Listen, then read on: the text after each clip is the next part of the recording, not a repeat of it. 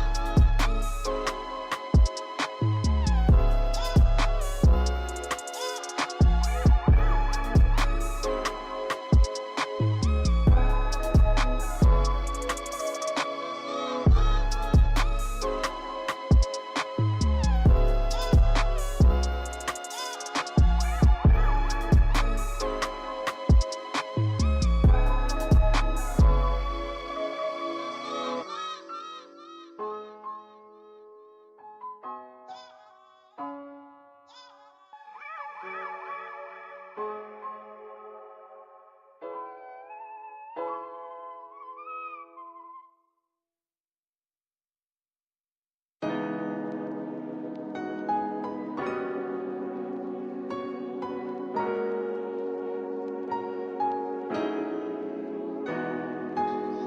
check. 1 2 1 2.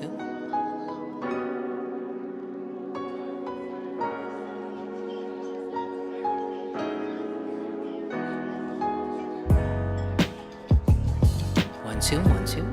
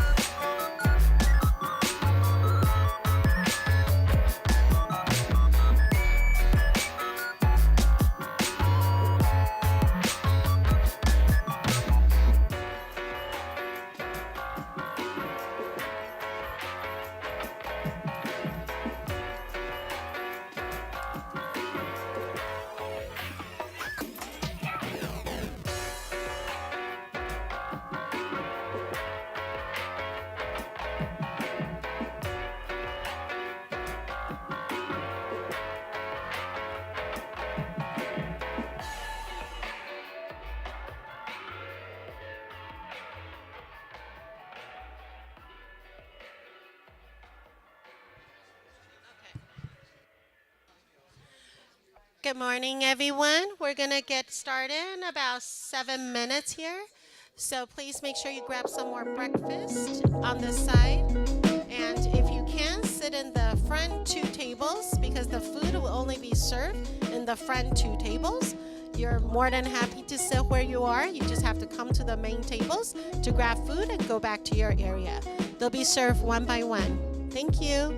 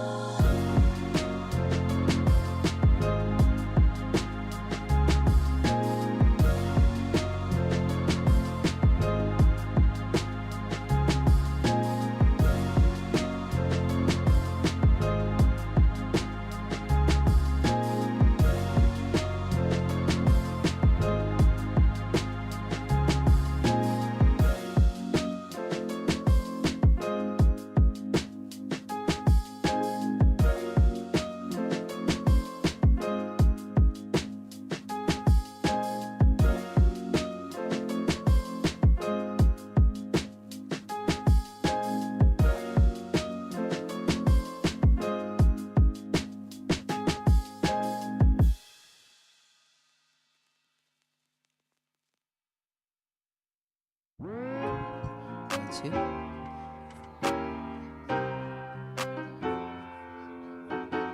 All right, ladies and gentlemen, just a quick update. The food on that table over there is just appetizers.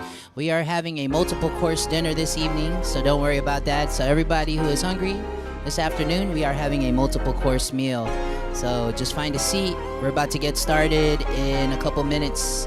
Thank you guys so much.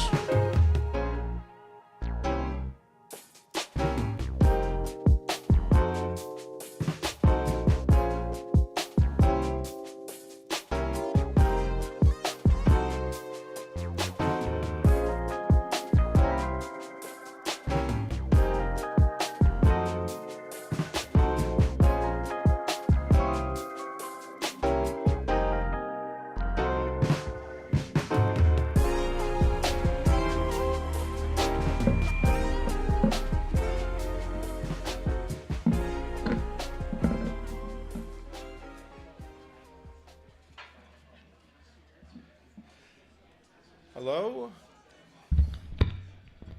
Hello, Greg Russell here. Thank you for coming. I would like to begin by introducing our Southern Area Leadership Team for 2024-2025. Assistant Director, I'm Greg Russell. I'm the Directors and Assistant Director, Cindy Wu, who has put everything together for us.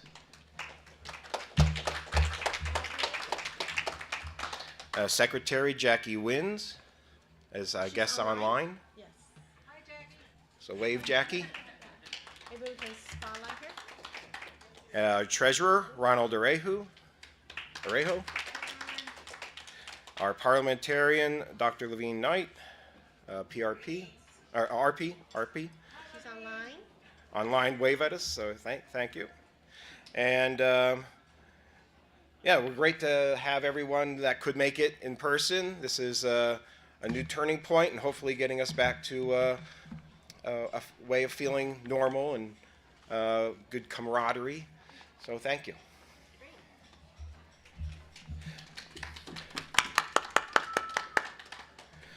Also, we are fortunate to have several distinguished guests with us today. Please join me in recognizing State President Robert Dutzman, Esquire, PRP. Sally Lamacchia, PRP, Esquire, PRP, past President of CSAP. Gail E. Lover, PRP, past President of CSAP. Online. Wave at a scale. Thank you. If I've missed anyone, can someone check to see if there's any other dignitaries, either NAP or CSAP, maybe past online? Is there anyone else, big names online? We have a past Southern Area Director here, Sandy Sanders. Oh, Sandy Sanders, past President CSAP. Oh, Southern Area Director. Thank you, Sandy Sanders.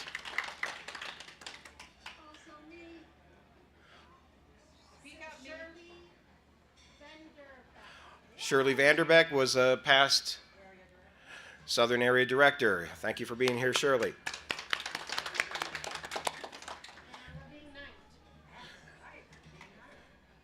Oh, Levine Knight, yes. Levine Knight is currently the parliamentarian for CSAP, is that right? Right, And past area director. Thank you.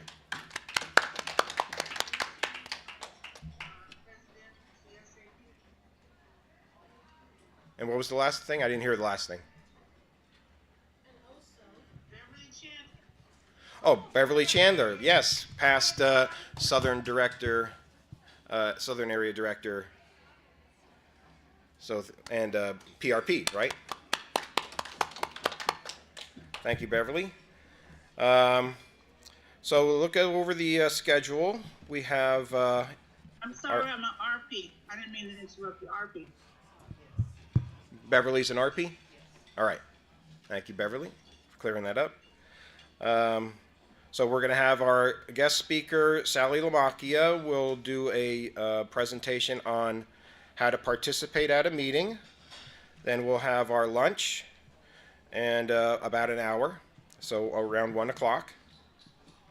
we'll come back for our business meeting, and that we'll have a little talk from our state president, Robert Dutzman, update us on CSAP benefits, encourage participation, and we'll close out with a problem clinic after we do the business of our meeting. So hopefully you guys have some parliamentarian questions for us to entertain, get you some answers. So without any further ado, it's my pleasure to introduce our first guest speaker, Sally Lamacchia. Sally's past president of CSAP California, highly respected professional registered parliamentarian. Just started getting professional gigs a few months ago. Look forward to seeing how those are turning out. Today she will share her insights on how to participate at a meeting. Please join me in welcoming Sally Lamacchia.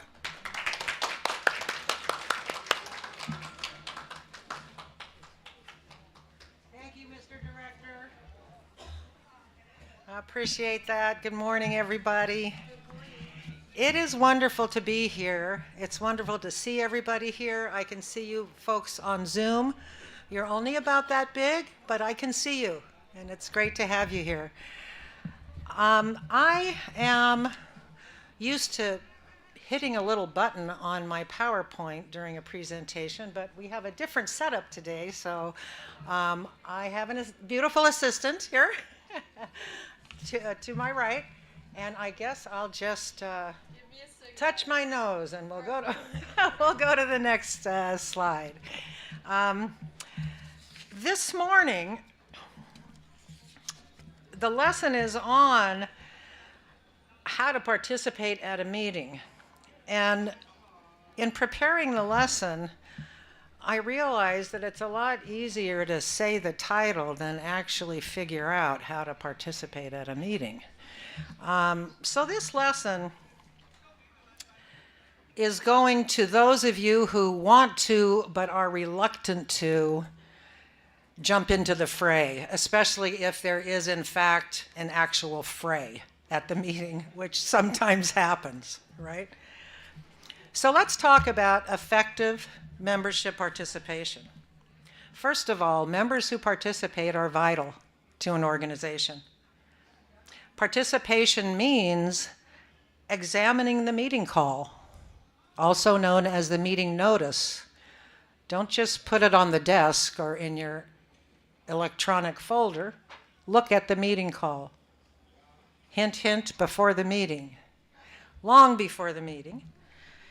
Participation means going to meetings. That's participation. Speaking in debate. How many of you are afraid to speak in debate? I'm going to raise 2 hands because, as you know, appearances are not always what's really happening under the surface. I am always nervous. I am always unsure. And so for my kindred spirits out there, this lesson is to help us get over that when we have business to take care of. So and let me just say, respecting the rules is also how to participate at a meeting. Respecting the rules of the meeting is participation at the meeting. Okay, and the more of these things a member does, the better it is for the organization. The more you participate, the more you respect the rules, the more you review the meeting notice and the minutes of the prior meeting, because we all know that our organization is going to make sure we have the meeting notice and the minutes of the prior meeting and the meeting agenda before the meeting, right? And if we don't have those things, we should ask. We should ask for them. We should get them. Okay? So, how do those who are less assertive participate in debate at a business meeting? That's the question. And what if it's a raucous business meeting? The answer could be to hire a personal parliamentarian. It's been done. You can hire somebody to sit there with you at the meeting and advise you as you go. There's nothing wrong with that. It might help. It could help. But what about before the meeting? What about before you get there? What are some of the things that you need to do if you want to participate at a meeting? Those are the things I just said, right? Review the meeting call, review the agenda, review the rules. review the minutes of the last meeting. And secretaries, to those of you who get the minutes of the last meeting to the president within a week or so, bless you. Bless you a million times, bless you. If you're going to have a good meeting, and of course good meetings encourage participation, you need those meeting minutes to prepare the next agenda. There is actually a thread that goes through all of this. So be sure and get your meeting minutes draft to the president. Secretaries, who I love secretaries. Okay. I want to clear something up right at the beginning. Non-members do not participate at a meeting. This is a rule that's important to know, especially if you're at a meeting where a non-member is sort of dominating. If you don't know that they shouldn't participate, how can you reasonably bring up the topic? Members don't participate at meetings. Members are observers at meetings. But whether or not you're a member, RONR tells us, for those of you that have the book, and by the way, let me make another quick announcement here. Get this book. This one right here, RONR, Roberts in Brief. If you can't spring for the big book, if you don't want to deal with the big book, I advise that you try to get over that. But in the meantime, when you're facing your next meeting and not knowing what to do, Roberts in Brief. I have a couple of them here, and after, when we go on break, they'll be set out on the table, so those of you who are interested can take a look. All right. So in the big book, at 61:8, RONR says, all persons present at a meeting have an obligation to obey the legitimate orders of the presiding officer. Whether or not you are a member, you have to obey the legitimate orders of the presiding officer. So if somebody is at the meeting disrupting things, and you as a less assertive member are unhappy with that, what do you do? Well, we're going to talk about that in this lesson, okay? At RONR, the big book, 61:19, RONR is explicit in saying that members at a meeting are protected from annoyance by non-members, and that the chair can boot the non-member just by directing that take place. No vote of the membership is required. No prerequisites must be met. If somebody is disrupting the meeting, the chair has the duty and the obligation to boot that non-member from the meeting. It's important, if you want to participate within your organization, that you know these basic rules. That's what this presentation is about. Okay, today we'll look at some of the parliamentary tools that are available to ensure further participation by members at a business meeting. By members at a business meeting, that's what we're talking about here today. So one way to overcome a reluctance to speak at a meeting is to prepare in advance. Part of that is to review the documents that are distributed, but there's a little bit more to that. So you've reviewed the agenda, you've reviewed the minutes, you have Roberts in Brief clutched in your hand, and you're sitting at the meeting, and you still don't want to speak. You're still like, oh my goodness. So let me ask you, if a person wants to, but is reluctant to, speak and debate at a meeting, what specific category of basic rules might best encourage that person to participate? What specific category of rules?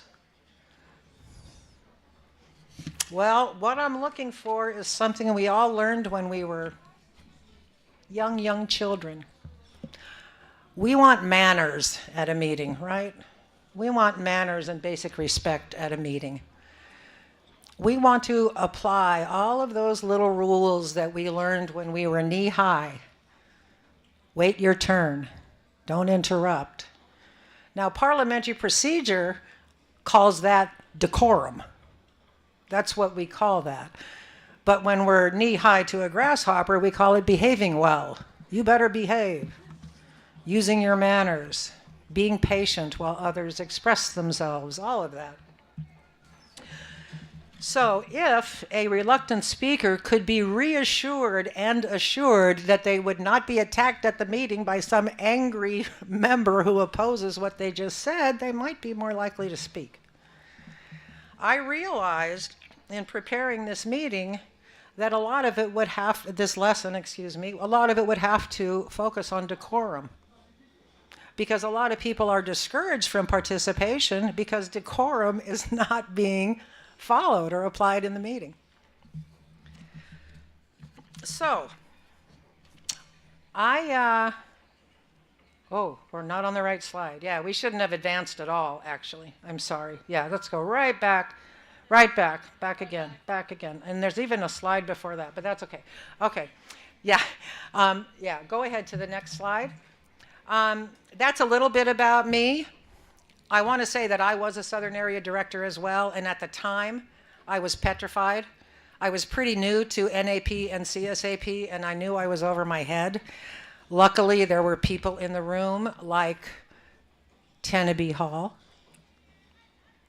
Sandy Sanders, Bruce Bergman, people that helped me out, people that encouraged me, okay? And that's what NAP and CSAP should be about. Encouraging us, even if we make mistakes, which I will do this morning. We still welcome participation, okay? So, at a meeting, manners are best and members are best served when rules of decorum are followed. Is there anyone who has a different opinion? Anyone who disagrees with that? Okay. Let's go ahead and advance to the next slide while I tell you that without meeting decorum, civility is lost. All right? Without civility, you parliamentarians, guess what? Regard for the rights of the majority, of the minority, of the individuals, members, of absentees, and of all these together cannot be realized. And the chair cannot enforce decorum and civility alone. The chair needs the help of the members. You need to help the chair. Unless the presider is very experienced, believe you me, they're also nervous. Okay, and they need your help. Let's go ahead to the next slide. Oh, nope, I'm sorry. That slide right there. It's unfortunate this isn't bigger, and I apologize for that. I did not even put the exact words on my script. So I am going to walk over here, because well, this is what I want to say about that. The statement on your screen right now states the overriding power of members to decide the course, scope, and fate of their organization. You as a member have the power. Members pick leaders, not the other way around. Members are free to choose the type of leaders that they want, to empower those leaders with exactly the authority they want to give them, and to retain for themselves exactly the power and authority that they need. That's a big statement. Parliamentary procedure allows that to happen. It allows members to essentially dictate who gets what job. Of course, dictate is a silly word in this context because you debate, you vote, and you do all kinds of democratic stuff. But the point is, in the end, it is the members who decide what's going to happen and how healthy an organization is going to be. So let's go to the next slide and take a look at some of centuries-old tools. You can see this list of parliamentary tools.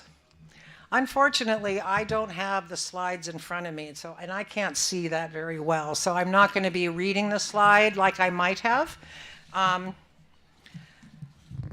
But these rules of parliamentary procedure, you will see, have been around for centuries. And the reason that they've been around for centuries is because we all, us humans, us meeting goers, we all agree that these are some of the basic rules that are necessary in order for us to get together and actually be productive and make decisions. These centuries-old tools remain the standard today. And what? One second, folks. Is this another one? Oh, look. Yes, I can see the slides now. Thank you very much. Madam Assistant Director Cindy, let's just give her a round of applause. Thank you so much. Thank you so much. Okay, so, let's see here. Not my computer. Oh, okay. Yes. That's okay. This might just be, all right. Thank you. Okay, yes, I can see. So I'm not sure the audience can see. I'm going to read through these rules. These are the rules that have been around forever. We still use these rules today. One subject at a time during debate. One subject at a time. Number 2, alternate between opposite points of view when assigning the floor. This is a debate. Alternate between points of view. A requirement that the chair always call for the negative vote. I think this is very important, personally. Even if you know the outcome, you always call for the negative vote. Decorum and avoidance of personalities in debate. We have known since 1604 that it is not a good idea to ignore decorum and focus on personalities during debate. Confinement of debate to the pending question. What is the word that parliamentarians use for that? Anybody? That's right, germane. We want to limit debate to those things that are germane to the pending question. And finally, division of a question. This is not a lesson on division, so we're not going to get into it, but I will tell you that we have known since 1640 that if somebody proposes something with 2 or more independent parts, you can break them up. You can break them up and consider those things separately. That's what division is all about, making sure that people actually know what they're voting on. Very important. Okay. So next slide. Oh, hold on, not next slide. Oh, I do? Oh, how nice. And I'm seeing people online. Oh my goodness. This is all very new and exciting, I'll have you know. It doesn't seem to be, yeah, show me how. Not sure. Okay, so you should be able to do it now Okay. just by clicking the arrows. Right, yeah, awesome, thank you. All right. Okay, what am I, all right. All right. So let me ask you this, those reluctant to participate. Are you more or less likely to participate if more than one subject is being discussed at a time? Right? Are you more or less likely to participate if only one point of view is allowed to take the floor? Are you more or less likely? Are you more or less likely to participate if it's a free-for-all and insults are flowing around the room? Much less likely to participate, right? Okay. So who do we rely on to make sure that these rules of decorum and basic manners are enforced, are in play at the meeting? Absolutely, Ms. Sanders, the chair. We rely on the chair. I would like to read from RONR, section 24:1. And if anybody else gets there first, please go right ahead. Although I think there's only one microphone. All right, 24:1, my focus is the first sentence there. By electing a presiding officer, the assembly delegates to him the authority and the duty to make necessary rulings on questions of parliamentary law. Okay? And on problems involving decorum, who do we rely on? We rely on the presiding officer. And guess what else it says in 24:2? I love this one. Members have no right to criticize a ruling of the chair unless they appeal that ruling, which you are welcome to do, and we'll talk about that. But there's no, dirty chat about what the chair's doing. If you feel that strongly, appeal it. All right.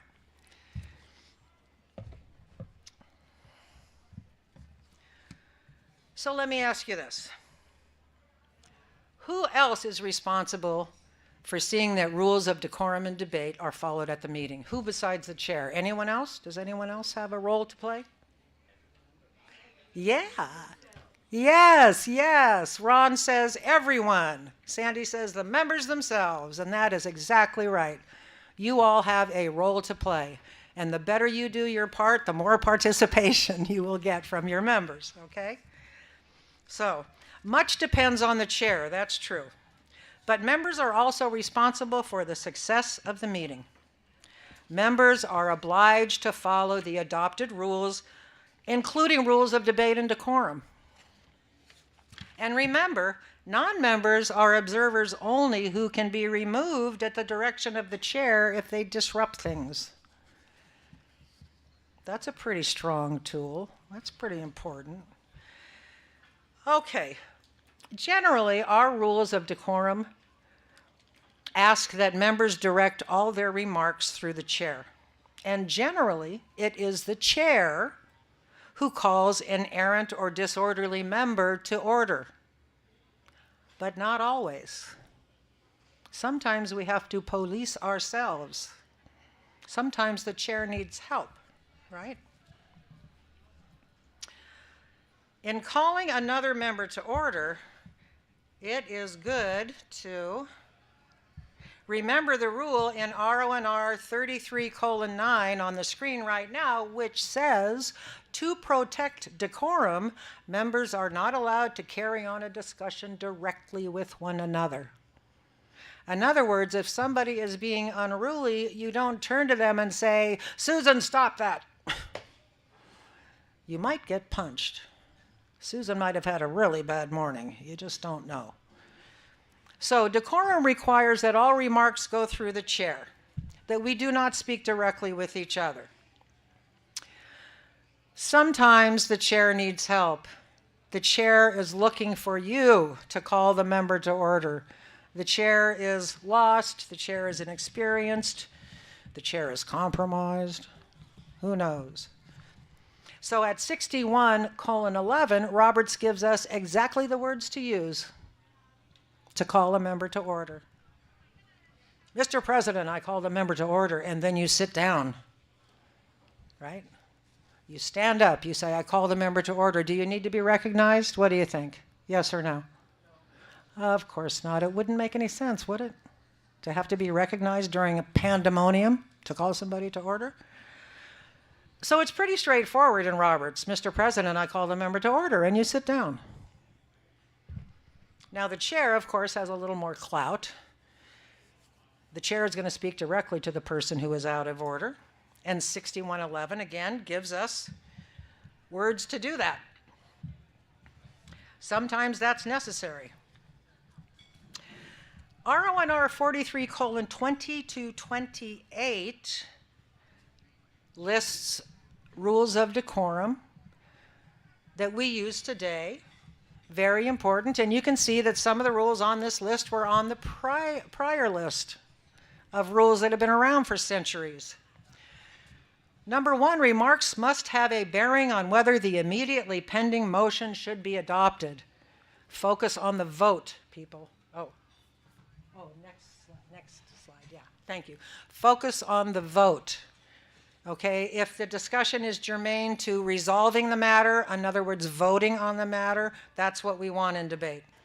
Refrain from attacking a member's motives. It'd be nice if we could see some of these rules, put into use at various levels of various organizations. Address all remarks through the chair. All right, we just saw that on the other slide. 3911 was it maybe? Do not speak directly to each other during a business meeting. There's reasons for these. Direct all remarks through the chair. Avoiding using members' names. You know, there's a few things in parley procedure that I just have a block in my head about. This is one of them, which means we're going to talk a little more about it later because I'm still trying to work through it. All right.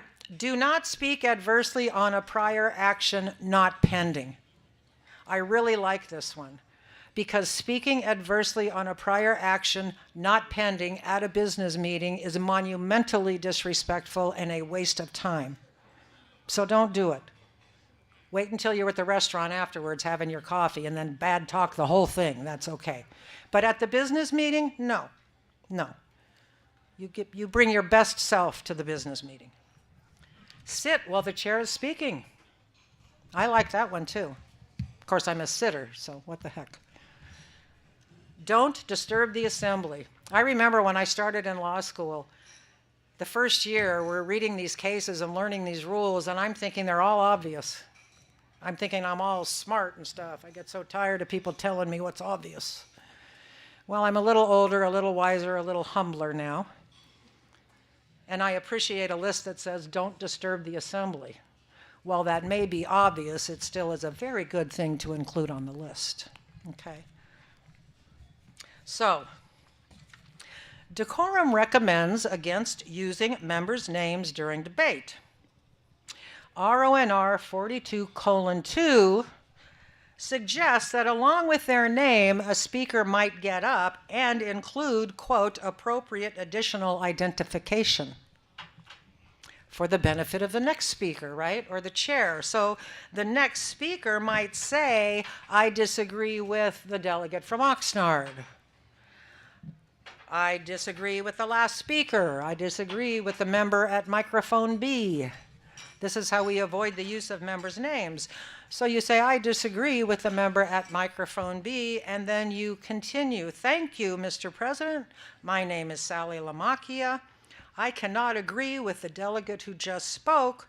Right now at 6 a.m., the sun is not up for another 45 minutes. I think starting practice before sunrise involves unnecessary risk, and I urge a no vote on this motion. If it is defeated, I will move that practice begin 30 minutes after sunrise on practice days with good weather. So this started out to be all about not saying another member's name, right? And then I went ahead and countered that member's motion, which was to start practice at sunrise. And I want to point out to people who are new to debate or new to this, there's a little lesson in that script there. For those of you who are a little bit shy, this person, Sally Lamacchia, got up. Not only did this person say, I disagree and here's why, but what else did this person do for their 2-minute speech? They told the members, if you vote no on this, I will move X. So this member is taking full advantage of their 2 or 3 minutes at the microphone. You want to do that. If you're going to participate in debate, make it as meaningful as possible. Give it some thought ahead of time. You don't always have time to do that, but I just wanted to point out that you can let people know what your intentions are, what you plan to do, how you feel about the item of business under review in your debate speech. Business meetings are no place to be guessing about what people are doing or what's happening. You want to be very clear as you can be about that. So the point is, don't take disagreement personally. That's the point. Don't take debate personally.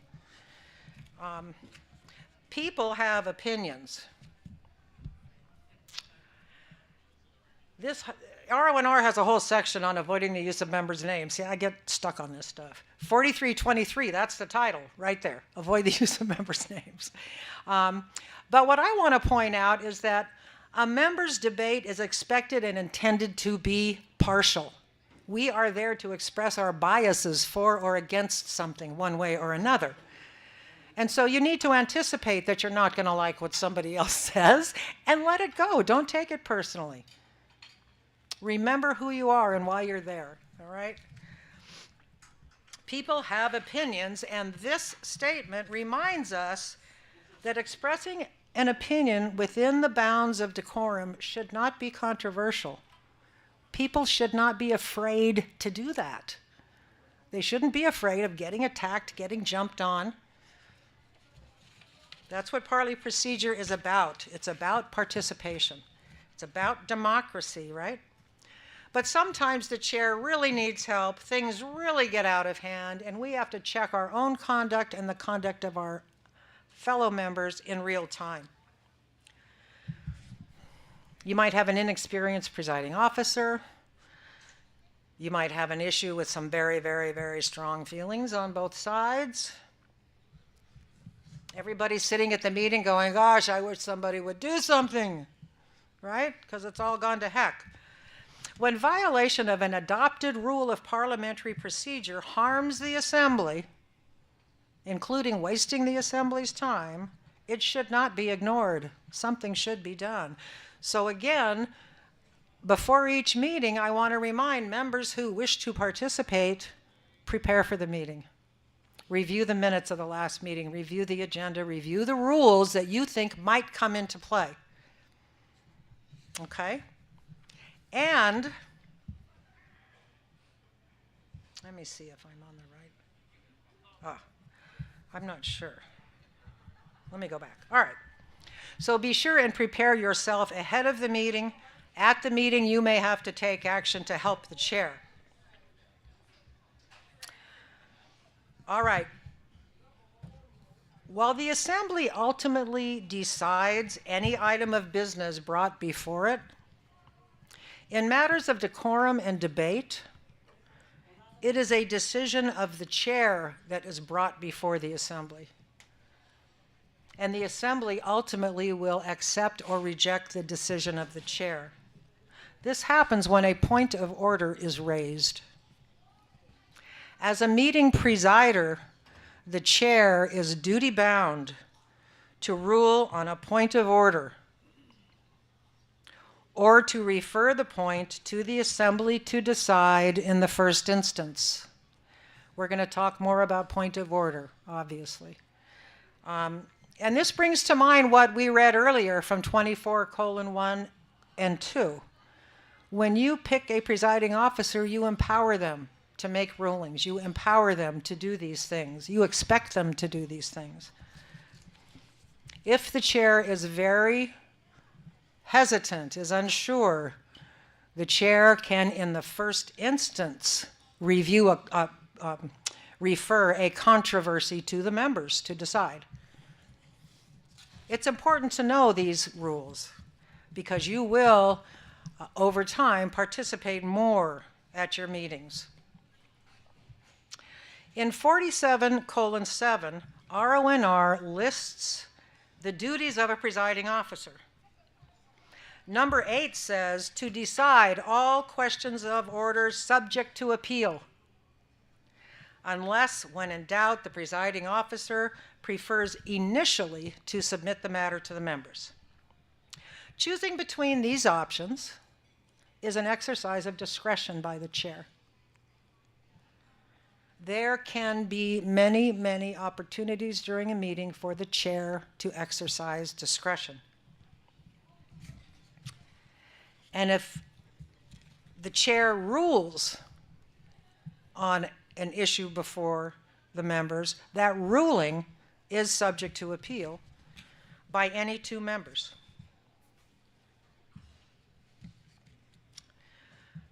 All right, I want to say that I borrowed the Pointless Meeting Survivor pin from Vicki Walter, so I want to give her credit for that.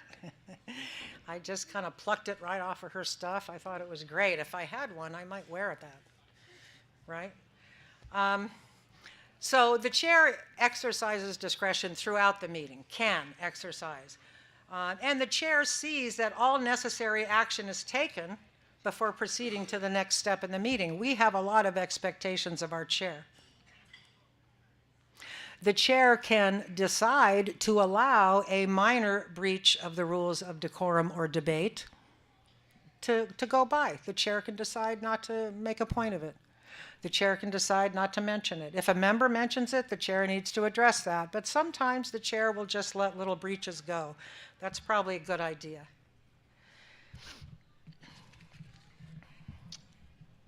Let's see, I want to advance my little thing here. Uh-oh. Oh. All right. What follows at this point are 4 short scripts. Each one is a demonstration of how to get a word in edgewise, how to participate at a meeting under the conditions described on the slide. After each script is read, comments and questions are welcome. So by reading these scripts, and we will need volunteers, we are going to look at situations where members are talking too long or too many times in debate. Members are interrupting or insulting other speakers or the chair. What do? Members are speaking on topics unrelated to the pending motion. Members are actually speaking constructively in debate for the common good. That happens too. And you can participate then also. And helping the chair run a good meeting. These scripts will show you, the member, how to help the chair. I have been a petrified chair, and I welcome all help from the member. Don't think the chair doesn't want your support and your help. The chair does. Okay. So for this first fact pattern, this is our little factual scenario. We are going to need 4 volunteers for this script. So if the volunteers will raise their hand, I will ask the director or the assistant director to select 4 people who will volunteer. Now, again, the scripts are not going to be big. You won't be able, and so you might have to, step up to read the scripts. I don't know. Okay, 4 volunteers. Very good. Well, if you can read the script when it comes up, that's fine. So this debate, in this fact pattern, debate began 5 minutes ago on a motion by DB, which is Delegate B. Delegate B got up, made a motion. He was first to speak on the motion, and then again, he spoke again after Delegate D spoke. That's what happens. Delegate F speaks next, and among several members seeking the floor, including Delegate A, the chair recognizes Delegate B. If Delegate A wants to be heard in debate before Delegate B speaks again, what should Delegate A do? Now, this question assumes that you're not getting any help from the chair. Somebody has to step in because the rules of debate are not being followed. So what does Delegate A do if they want to finally get recognized? So here's the script. We'll start out with Delegate B. We need Delegate B, we need a chair, we need Delegate F and Delegate A.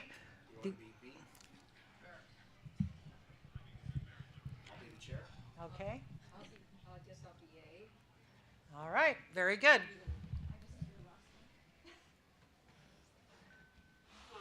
I move that 1/3 of our parking garage be set aside for a garage sale on Saturday, April 26th from 10 a.m. to 2 p.m. and that a committee of 3 persons be appointed to organize the entire effort. Second.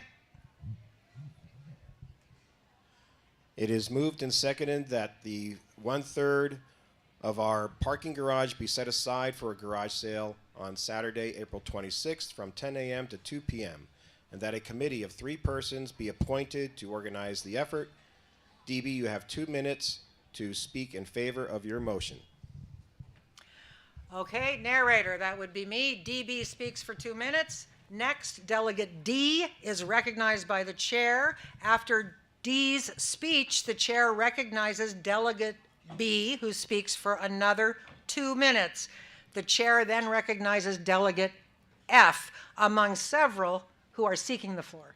The chair chooses and recognizes Delegate F. Go ahead, Delegate F. I rise to speak against the motion, talk, talk, talk. And finally, 1/3 of the parking garage is a very large space and difficult to monitor. I am concerned about liability. Again, several delegates, including Delegate A, are seeking recognition, raising their hand to speak. The chair recognizes Delegate B, the maker of the motion, who has already spoken.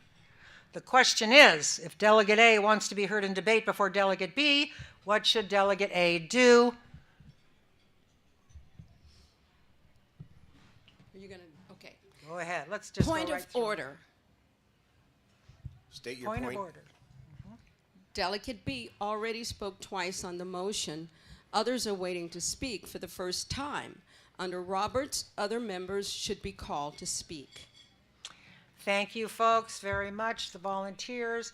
The chair, yes, thank you.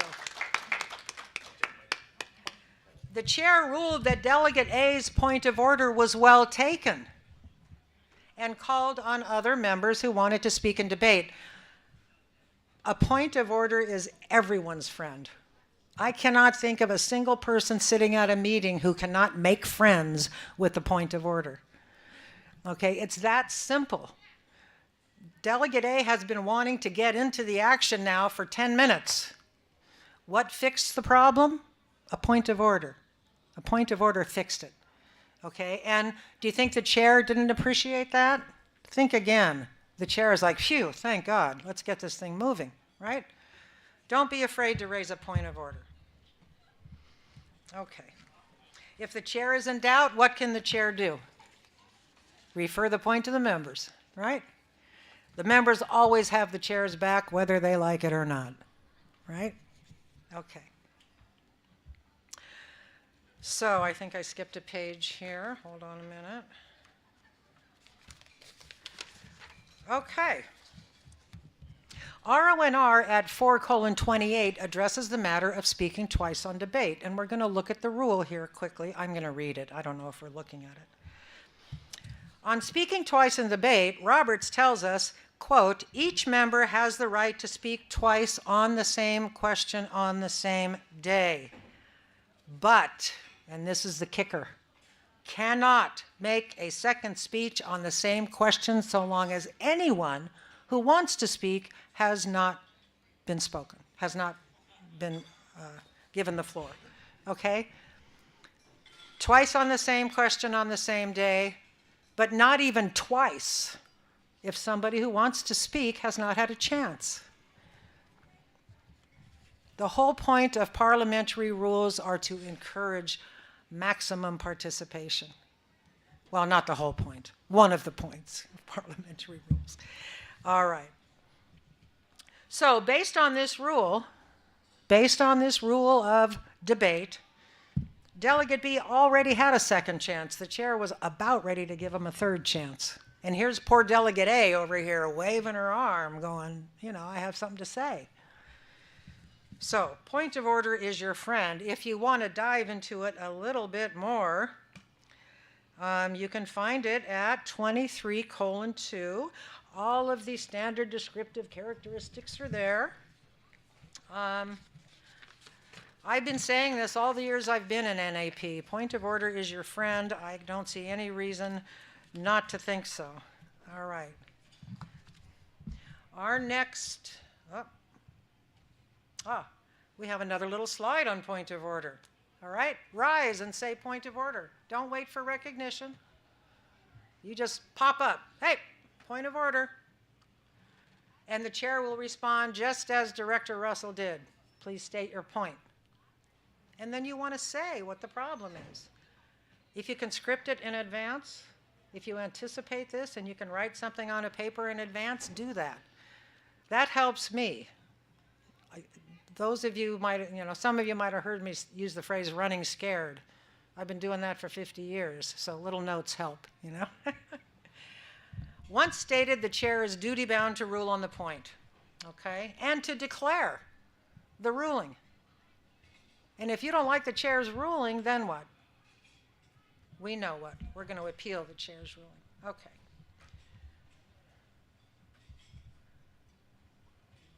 I'm going the wrong direction. Sorry, folks. Okay. Delegate A and the chair, would you guys mind coming up again? And I know that I'm hitting this very hard, but it's very much worth getting into your head. If you want to participate in debate and there are people dominating debate, find your voice. Yeah, Sandy. I think you need to explain what a point of order means. Okay. Thank you. Yeah. It might be in a slide that should have been earlier in the presentation, but Sandy's point is well taken. A point of order arises when any rule has been violated. A point of order can be raised on the violation of any rule, any meeting rule. Okay, yes, thank you, Sandy. That is what it's for. All right, Delegate A and the chair. Point of order. DA, please state your point. My point is that members who have not yet contributed should be assigned the floor before it is assigned for the third time to a single member. DA, your point is well taken. Thank you. DB, if time and the assembly allow, we can swing back to you. DA, you have the floor. All right, thank you very much. And I like this slide again because the chair is addressing the person who was dominating the debate, right? The chair is addressing Delegate B and not chastising the delegate, not embarrassing the delegate, the chair is saying, we'll swing back around to you if we have time, right? That's what because you want people to participate. All right, thank you very much, our volunteers.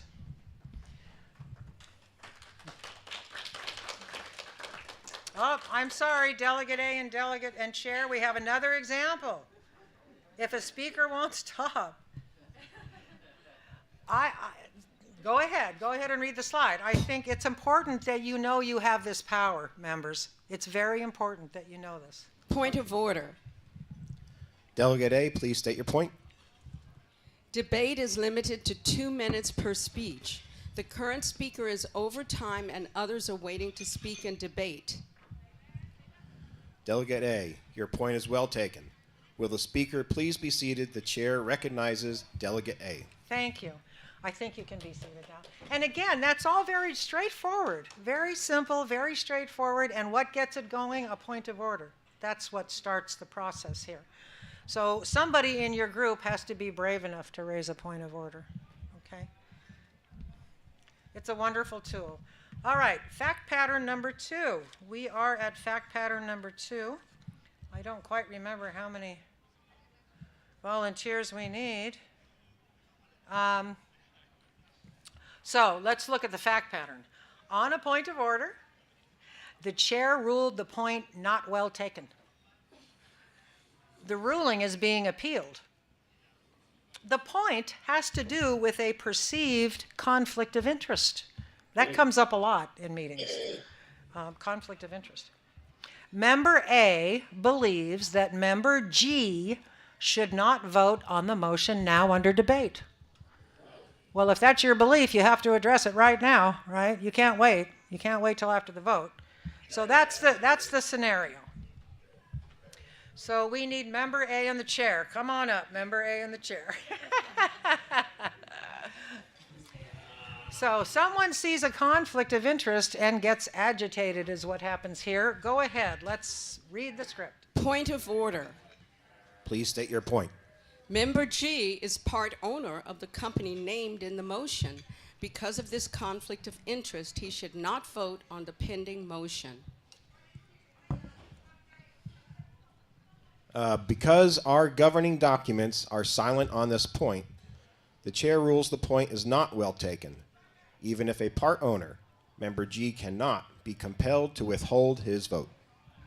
That's ridiculous. He stands to make a fortune at our expense. He's overcharging. Thank you. Member A is upset. How many of you think that Member G has a conflict of interest? How many of you think that as a result he cannot vote on this motion? All right, so you think the chair is wrong in this ruling, those of you that raised your hand, right? Okay. Well, let's see. Oh, wait a minute. We've already looked at that. Let's look at something else. Oh, that's fact pattern 3. I have a lot of thoughts on this script too. I guess I didn't put them in the PowerPoint. What Roberts tells us about a conflict of interest at 45:4. No member should vote on a question in which he has a direct personal or pecuniary interest not common to other members. However, no member can be compelled to refrain from voting in such circumstances. Now, there may be differing opinions about whether owning a business that's mentioned in a motion creates a conflict of interest. I am of the opinion that it does not. But other people have other opinions. It doesn't really matter, though, because the person cannot be compelled to forego voting. Under RONR, that person still gets to vote, okay?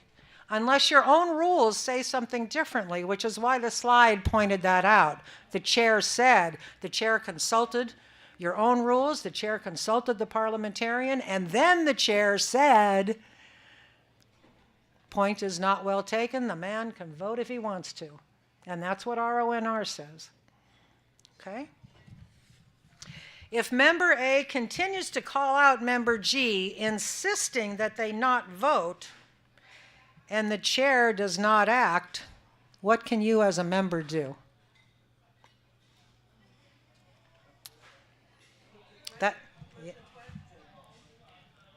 Put the question?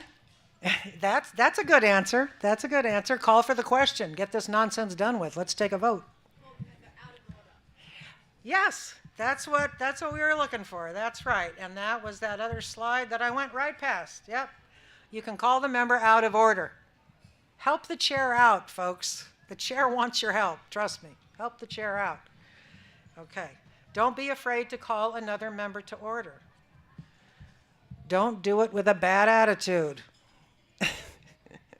Words are one thing, delivery is something else altogether. So be careful about your tone and your demeanor, all right, especially calling someone to order.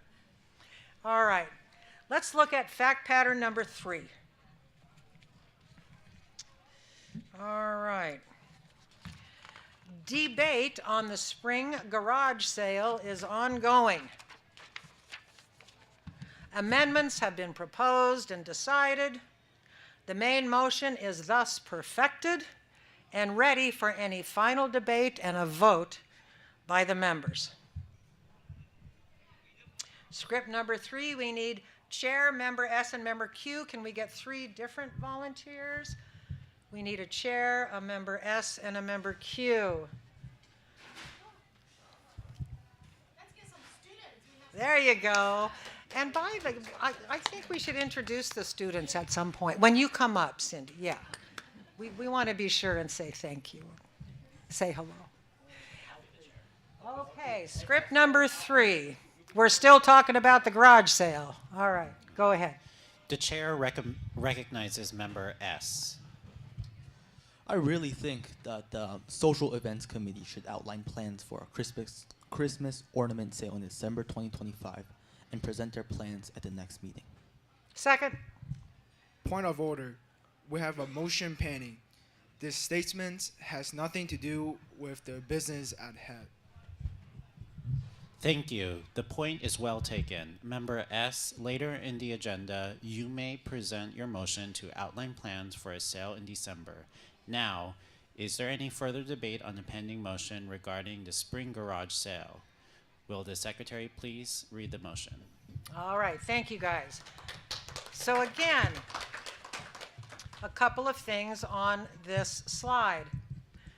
So they were talking about the garage sale. Somebody gets up and says, let's have a ornament sale in December. Nothing to do with the garage sale, right? And another member helps out by saying point of order. Point of order. Helps the chair out. The chair rules on the point. Now, when the chair rules on the point and says it's well taken, we're not going to talk about what that member just proposed. You know, the member could be hurt by that. So you have to be careful about how you deal with people. So what does he say? He says, later in the agenda, you may present your motion for a sale in December, right? Later in the agenda. It's not that we don't want to hear from you. It's just that right now we're doing something else, okay? And then the chair asks the secretary to read the motion. That's wonderful. Because I don't know about the rest of you, but I forgot what the motion was after all of this, right? So the chair asked the secretary to read the motion. And again, I want to plug secretaries, man. There's nothing like a good secretary. They're worth their weight in gold. So yeah, again, it is a point of order that the member has in their toolbox if the debate is going off the rails. If your time is being wasted, raise a point of order. You know, if a rule is being violated and as a result, your precious time is being wasted, raise a point of order.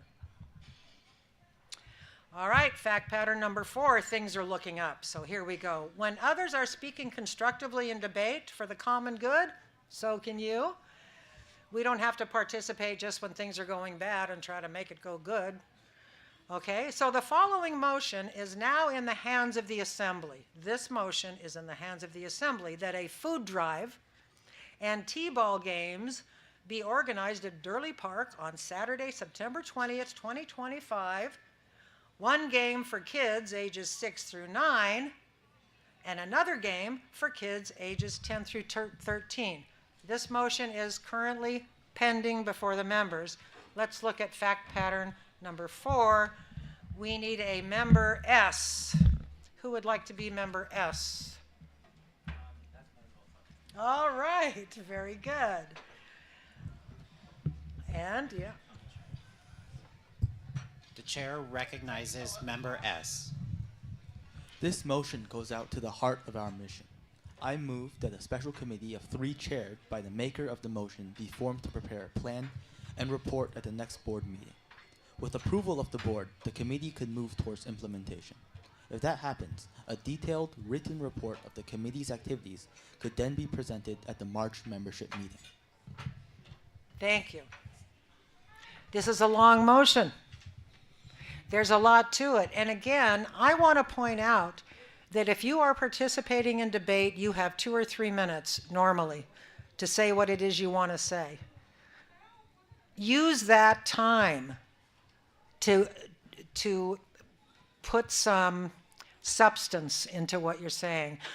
You use that time to really participate in the outcomes that the organization is looking for. So that's what this member did. This member not only rose to support the motion, but the member added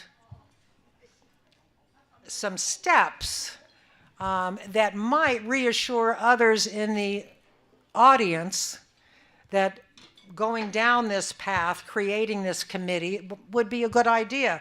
So this member says, with approval of the board, the committee could even begin to implement the plan, right? And if that happens, if plan implementation happens, then we could get a written report at our next meeting. So let's say we have a board that takes care of business between annual meetings or meetings biannually. which is either 6 months or every 2 years. Somebody tell me. No. Okay. Yeah. What? So what is twice a year? Do you have to say twice a year? Semi-annually. God, I learn something new every day. Thank heavens. Okay. So your meetings are semi-annual.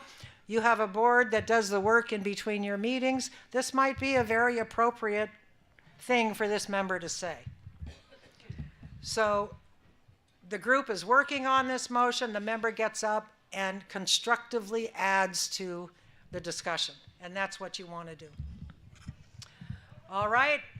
Member L, Member R, and the chair. Member L and R. Ron, you're our chair. Come on up. Mr. Director, would you please be Member L? And our student over here who has been so good, why don't you come up and be Member R? See what you get for volunteering? The chair, Huh? sorry. The Go on. chair recognizes member L. I volunteer to serve on the committee if formed. Thank you. The chair recognizes member R. I'm not in favor of the motion, so neither would I support a committee. I think you get what you pay for. If we do this, it should be done by a paid professional, not by a committee of amateurs with other priorities. All right, thank you. So we're in debate. Somebody disagrees. Somebody thinks we need to hire a professional to do this. All right. What I want to point out on this slide is that member L got up and volunteered. Do you want to be a participating member of your group? You can do that too. You don't have to get up and make a motion. You can get up and support the motion on the floor by saying, if it passes, I will work on that. Okay? That's a good thing to do. That's a good thing to do. Go ahead, Chair. Ron, thank you. And let's get another volunteer for Member Z. Is there anyone in the room? All right, we have a volunteer in back. Thank you so much. Debate is continuing on this motion, folks. Go ahead. Is there any further debate? Is there anything further before the chair puts the question? The chair recognizes member Z. Thank you. I wish to address the concern raised by the last speaker. It could be that hiring professionals would be best. Mm-hmm. To the motion to comment, I will add that the committee consider the pros and cons of bringing professionals in to do the job and include the data in their report. Beautiful. Thank you. Okay, so what has happened is there was a motion to create a committee to do something. Somebody else got up and said, I'll volunteer. Somebody else got up and said, I'm not sure if we shouldn't hire a professional to come in and do this. So we're debating. We're talking about the merits of the proposal. Another member gets up and says, in support of the motion, and says, maybe the committee could look into whether or not a professional would be a good idea. And the committee could include that item in their report. So again, this is a scenario where there is constructive, germane debate going on, despite the fact that there are 2 or 3 different tangents involved in trying to get this item of business settled. Okay? If you have something constructive to say in debate, raise your hand, get recognized, and say it. Take a risk. Take the chance. Okay. I am going to go ahead and read this next slide. It's a continuation. The chair says, does any member who has not spoken wish to speak? The chair recognizes member R. Now, a slide ago, we thought we were going to be done with this darn thing and go to a vote, didn't we? And then somebody got up and said, I'm not going to support the motion, so I'm not going to support a committee. And now we're in the heart of it.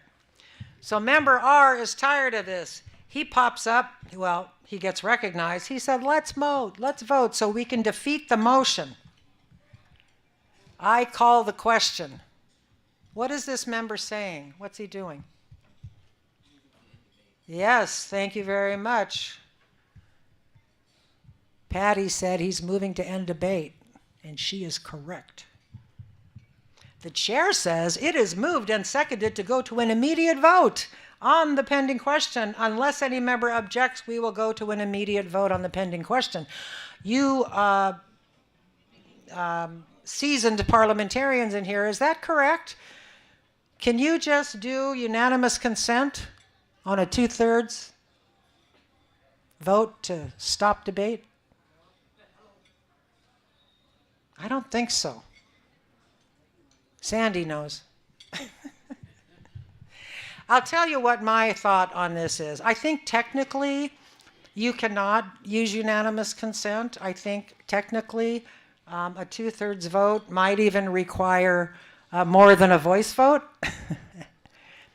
But in the real world, when you are actually trying to do stuff, if I were the parliamentarian at this meeting and the chair did this, I would not interfere.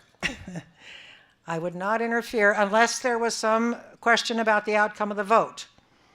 But if it was very clear that unanimously everybody wants to vote on this thing, I'm not going to be the hired parliamentarian that says, wait a minute, stop. Okay? So the real world is a little bit mushier than the book. All right.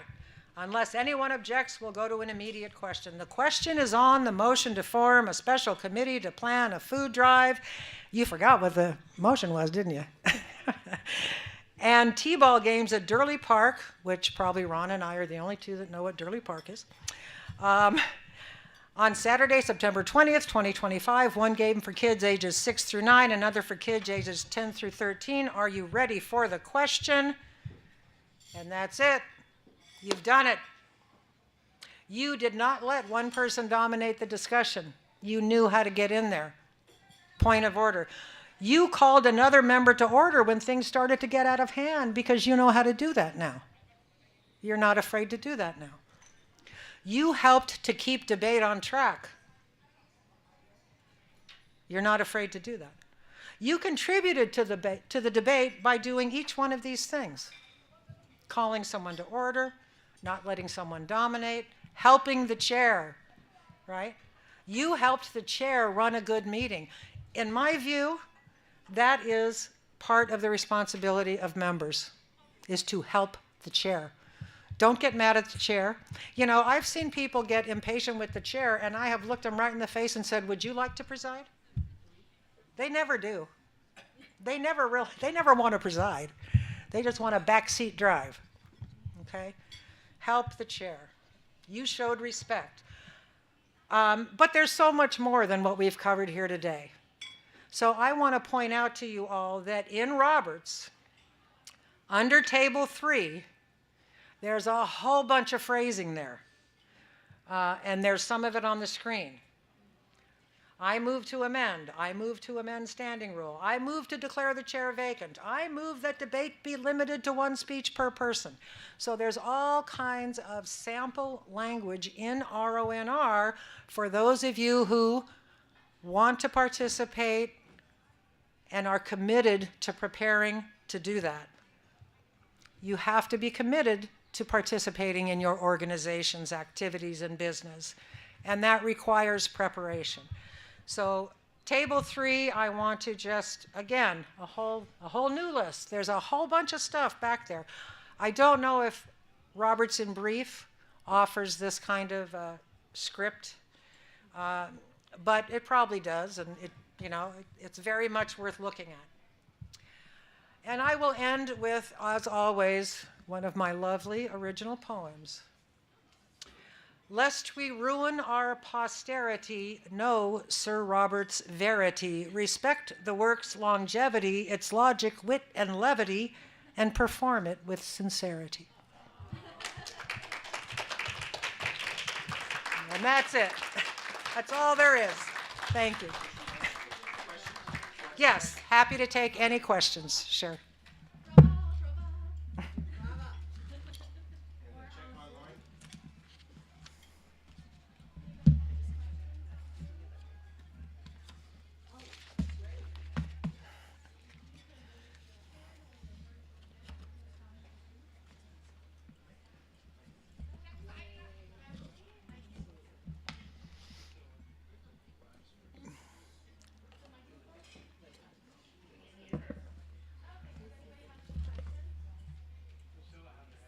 Thank you, Cindy.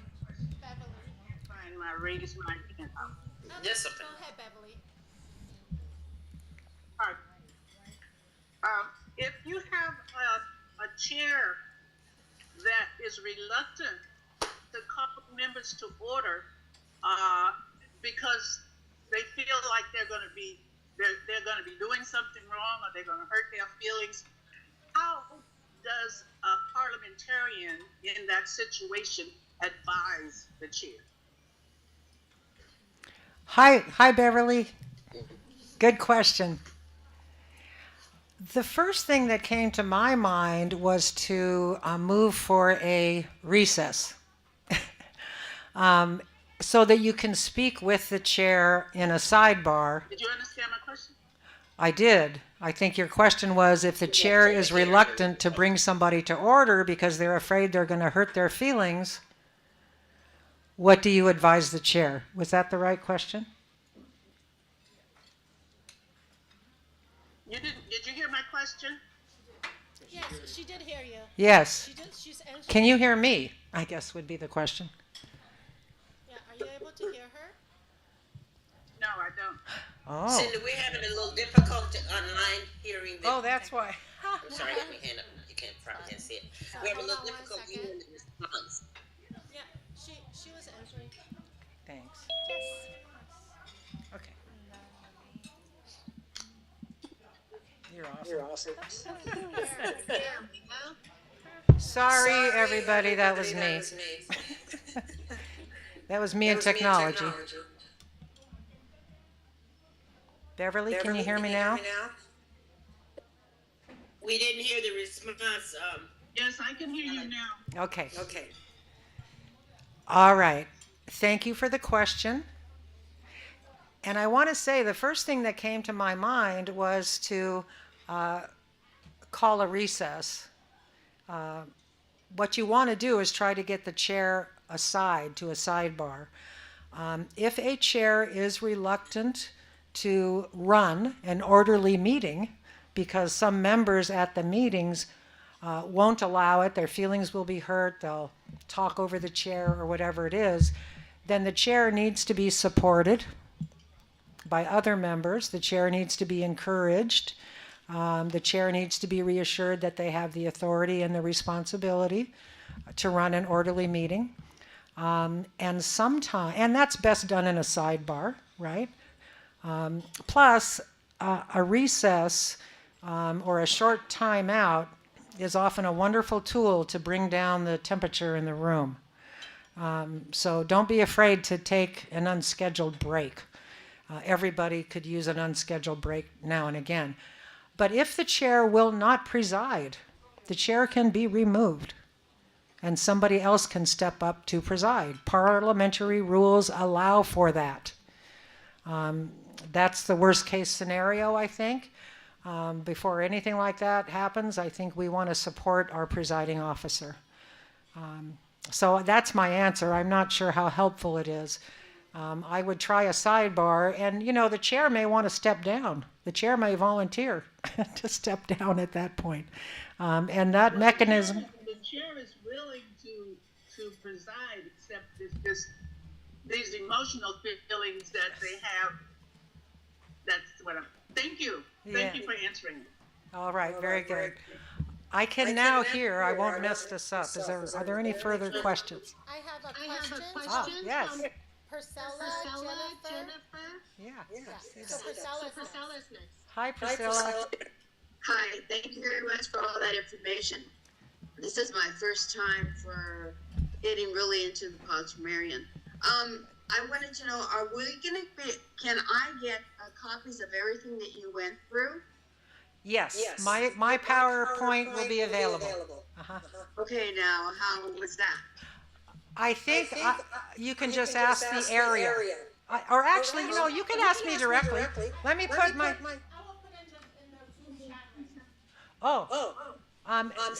Assistant Director Cindy, bless her heart, is going to put a link in the chat. Okay. Thank you so much. All right. Okay, Jennifer. Hi there. Hi. Hope you don't mind I have my video off. That's okay. I have a question about vice chairs. And what if the chair, you had, I guess you kind of, maybe you've answered it already.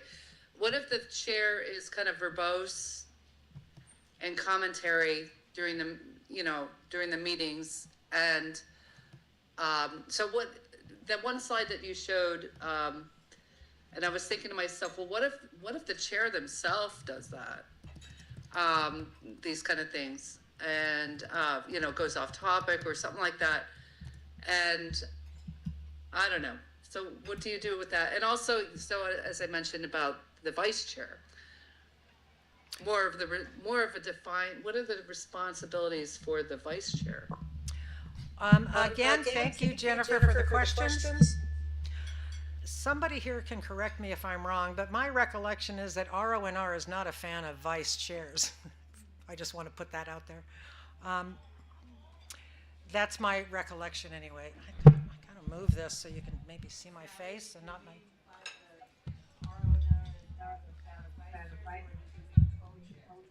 Co-chair. Thank you. I guess I think of a vice chair as a co-chair, but that's not the same thing. It is particularly problematic when the chair engages in conduct that is harmful to the meeting or that is a waste of time. One thing that you could do, if your organization adopts its agenda, and whether or not adopted, if that agenda has particular times when certain things should happen, you might be able to cut off a verbose presiding officer by calling for the orders of the day. Calling for the orders of the day is a call for the meeting to get back on track.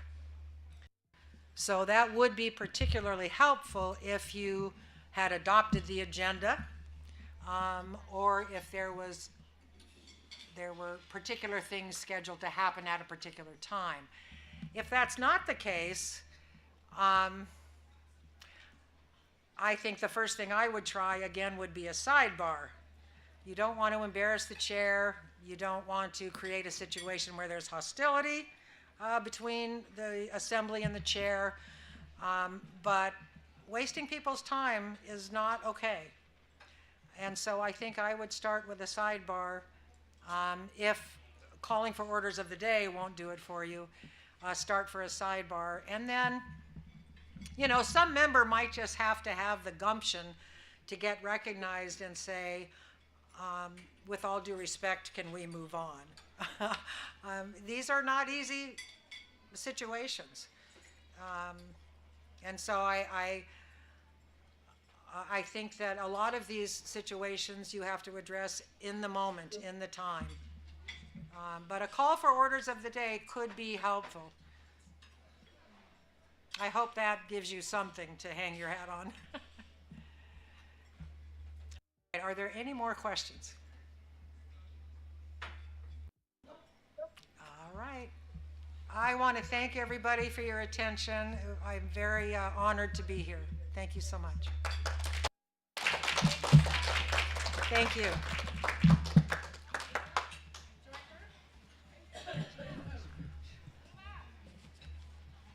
All right, thank you again, Sally. That was a great presentation. Those meetings that are a little rough will now be smooth as glass. And hopefully we'll get some more people to observe Roberts and become members, attend our meetings. You can be a guest. And everyone enjoy your meals before they cool off. And I guess... And we'll have an hour or however long it takes to digest. 1 o'clock. We'll resume at 1 o'clock. Thank you.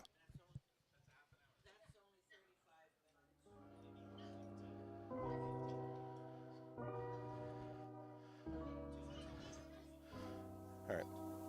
1:10, 1:15.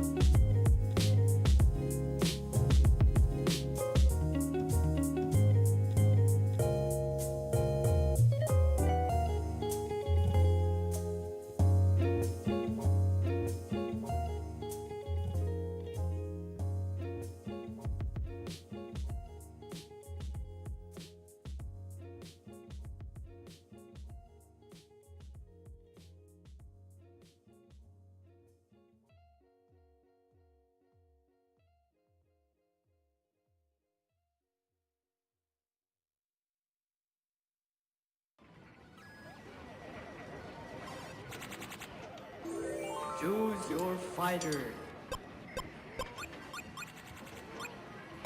Slightly inspired. Fight.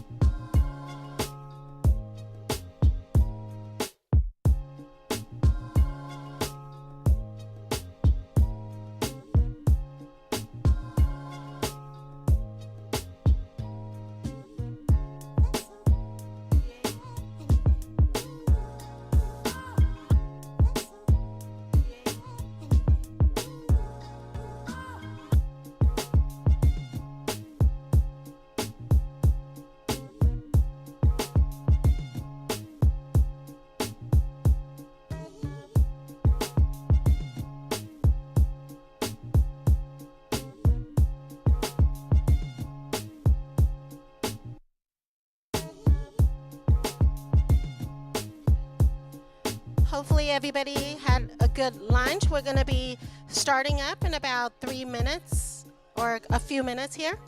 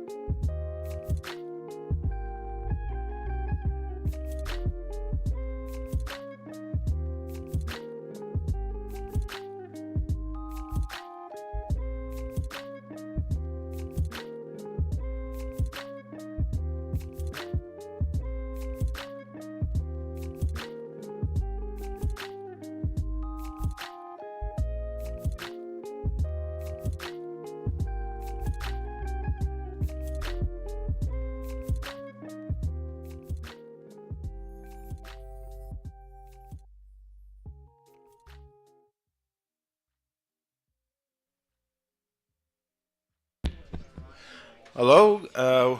Hope everyone had enjoyed their lunch, and welcome back everyone on the internet. Sorry we took a little bit longer than we thought we would. And Cindy, you want to take care of your things first? You want to do a report or anything? All right.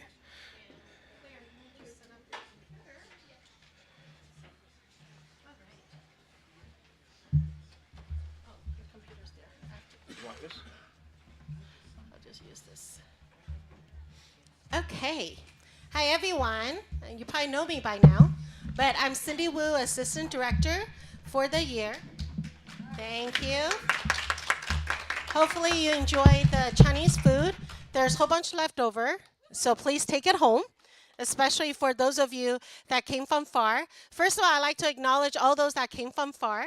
I know that on Zoom we have people from far, so love to just point out some of the people that's here present with us. And if we could just, I'll come down. We have a wireless mic, so just say your name and introduce yourself, because you guys came all the way from San Diego, and you guys didn't carpool, so I wish you did. We did carpool. Well, the two of you, but not with him. Good afternoon. My name is Rachel Hilliard, and I'm the president of the San Diego chapter.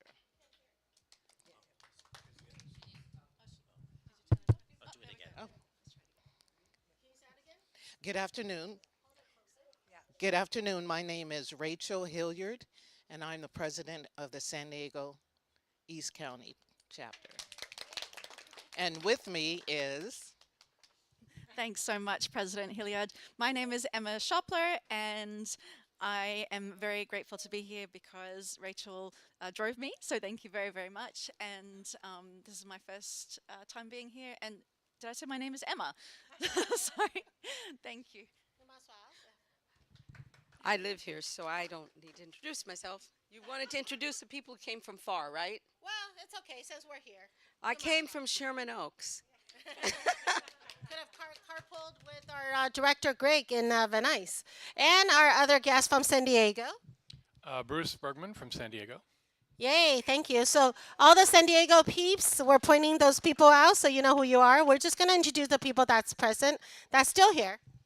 Cheryl Lou Jacobson from Simi Valley. I'm a guest of Sandy Sanders. Great.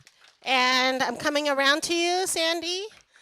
And of course, we have Ronald that also came from very far. From where? Seattle? No, Oxnard. Okay.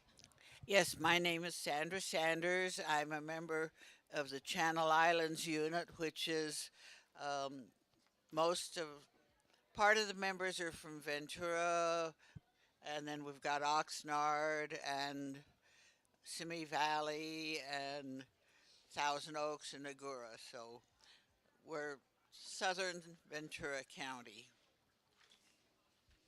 Great, thank you so much. And before I actually go into my report, I just want to recognize all of our students here because one of the NAP's initiative is also to empower the next generation.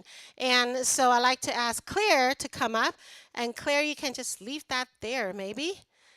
Yeah, and don't forget the camera is on, so. Yeah, so Claire actually worked with me as my intern assistant. She's a high school student, and she brought a whole bunch of students here. Maybe you can introduce some of the people. I know a few people left, and maybe you can introduce them. She's taking 5 AP classes, as well as being in cheerleader, very involved. I think chair of Model UN, which is a part of YMCA, a whole bunch of other things. And so she's been excellent. So thank you so much to you, your family, and your students that you brought. So maybe you can introduce them really fast.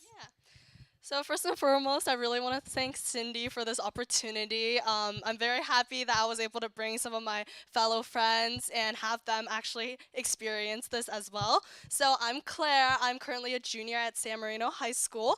I'm very passionate about political science. And like Sally said when she talked about all the points to a meeting and things like that, I learned a lot because I'm a leader myself. So I also wanted to empower my team and bring some of her advice back to my team as well.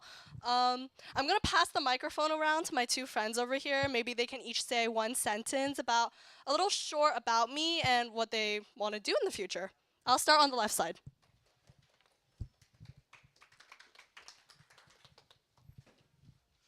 So first of all, I'd like to give a great thank you to our wonderful Claire over here. Thank you for inviting us. Thank you for everyone for hosting it.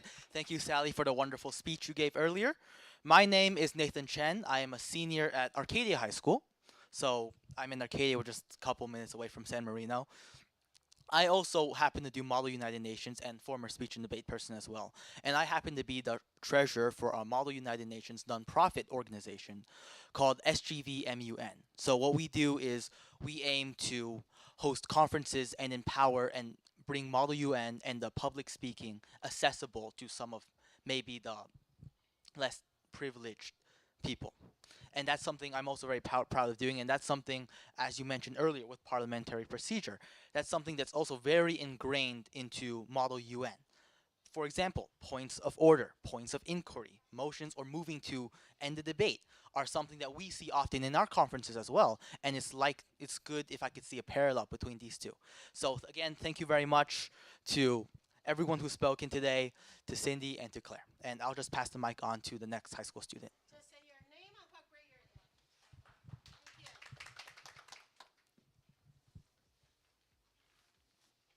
Hello, I'm Liang. I'm Liang Zhang. I'm a junior in Temple City High.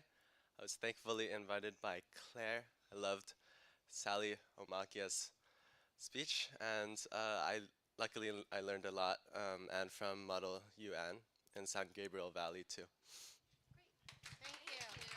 Thank you all. Let's all take a picture, and we have a coming up, and maybe you guys can stand up here along with the director. Let's do a quick picture, really fast.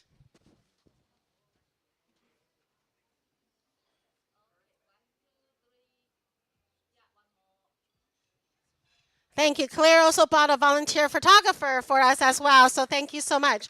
So let me quickly go into my assistant area director, for those of you that's here in person and also those online, you should have seen in the chat the flyer of the future meeting, which is a yellow page. And maybe I can give this to Claire or somebody and you can walk around, make sure everybody has a copy. Claire? There you go, Claire. There you go. And I'll grab one. There we go. So also my written report's been uploaded on the Zoom chat as well. For those of you that's here in person, we do have the agenda and the minutes printed, which is at the check-in desk. So please make sure you grab one. And for my report, so after this meeting, for all of you that actually registered on Eventbrite, we will send out a follow-up link with Sally's PowerPoint. So all of you here in person as well on Zoom, it's already been uploaded in the chat. We'll have a copy and all of our report will be there as well, from Director's Report, Treasurer Report, Secretary's Report. So first, I'd like to start out the quarterly update. This is from the period December 7 to March 29. We have secured all the meeting location for 2025. And we're going to be looking for a food sponsor for our next 2 events. And there's no cost for the location. The price for attendees will be around $30. And I think for Zoom attendee, are we still...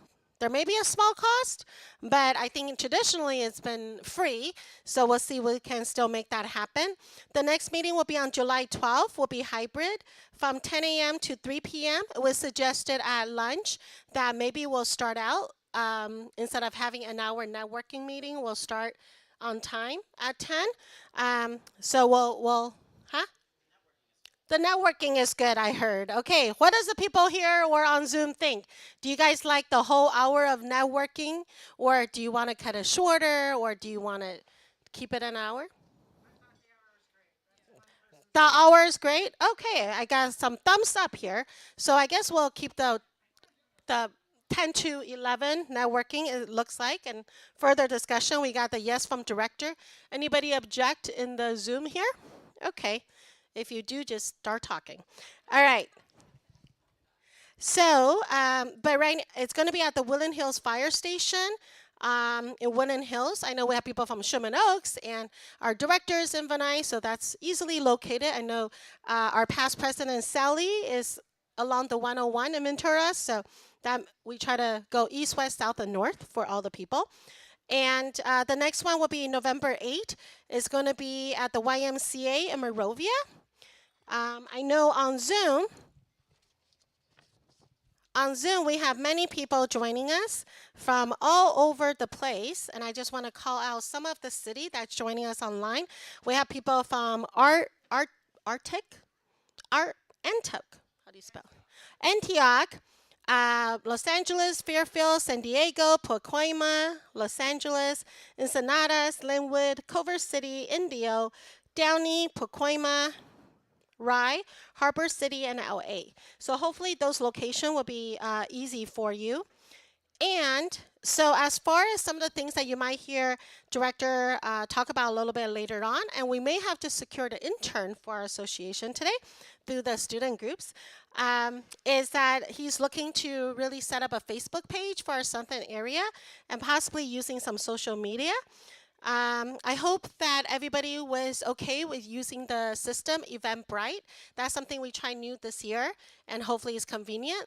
There's other platform like Zephy and so forth that doesn't charge, but the reason why we have it on Eventbrite, because Eventbrite is very widely used for people looking for events. So we're really hoping to attract random people that's out there, basically put in a search for parliamentarian or wanted to know more about Robert Rule of Order, that's searchable. But love to have any feedback from anybody on Zoom or here in person if you think any other platform will work. This time around, I know there was a question from one of the long-term members. I don't know if she's on Zoom. about the charge, about the ticket charge. So what we did is we actually absorbed the fee. So for the $35, we pay about $4, including credit card fee and ticket fee that Eventbrite charges. So we absorbed it this time. And so next time, we'll look to continue to absorb it. Otherwise, it will be 35 plus the fee. So for you guys out the door, maybe around $39. But we spoke with the officers and we decided to absorb it this time. So with that, that pretty much concludes my report. And the next report will be on July 12th, 2025. For the next food I'm looking for is July 12th is we probably will have Vietnamese sandwich. I don't know if you guys know what that is, but it's Vietnamese sandwich. That's what we're hoping for. Anyway, any questions or anything for me? If not, it was so great to meet. Any question? No? Okay. If not, it was so great to meet so many of you in person, and I look forward to seeing you all on July 12th. Any questions online? I didn't see any here. Okay, great. Thank you, everyone, for joining us. Okay, Director Craig. Thank you very much. Appreciate it, Cindy. You have a great day. You did a bang-up job here. Oh, thank you very much. Setting the example.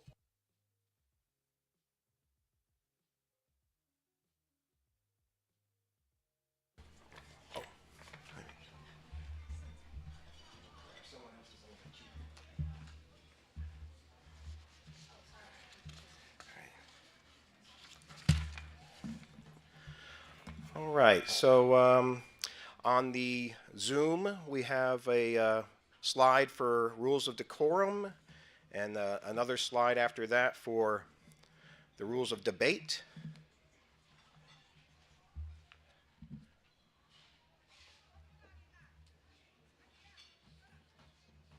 Yeah, those is the 4 slide.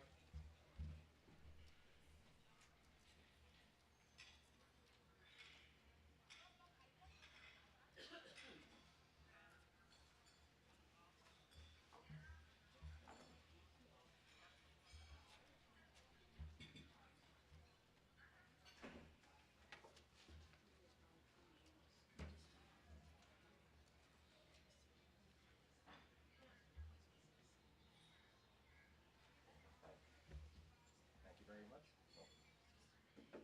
very much. Thank you very much. All right, thank you very much.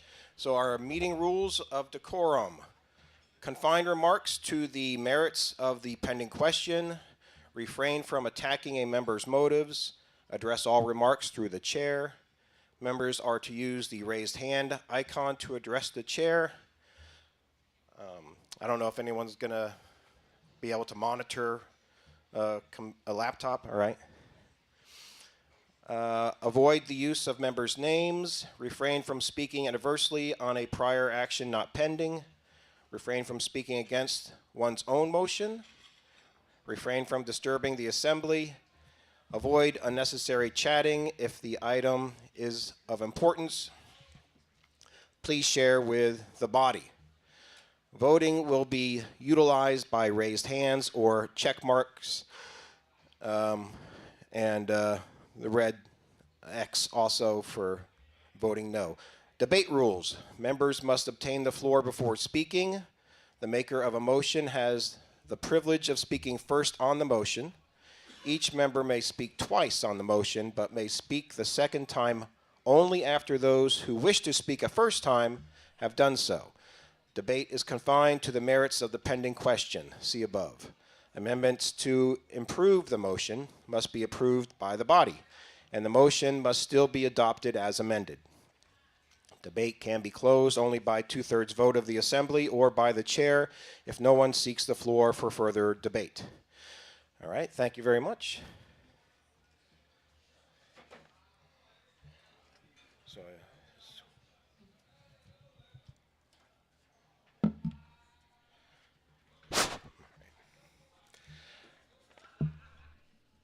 as we continue to grow our organization and strengthen our skills, I want to take a moment to encourage those of you who are not yet members of the National Association of Parliamentarians to consider joining. Membership provides you with access to invaluable resources, learning opportunities, a network of experts dedicated to parliamentary excellence. You hear from our state president, Robert, about some of the benefits.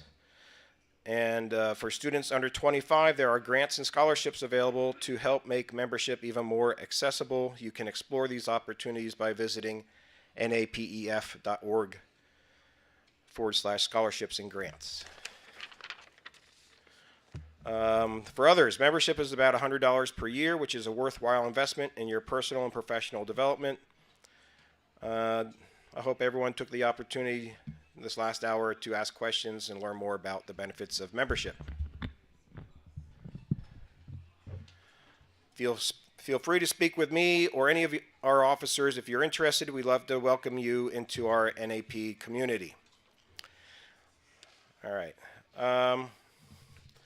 So first up, we have approval of the agenda. Everyone should have a copy of the agenda. If there's anyone that wishes to raise a point on the agenda, please do so. Otherwise, we'll accept it as distributed. So who's monitoring the laptops? Everyone's cool on the laptop with the agenda? All right. Thank you. The agenda is adopted, approved. The minutes. Is Jackie Wins available for the minutes, December 2024?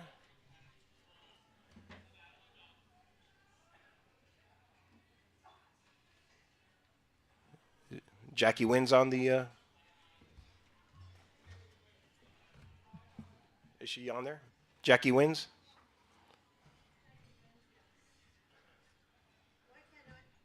Do you need this?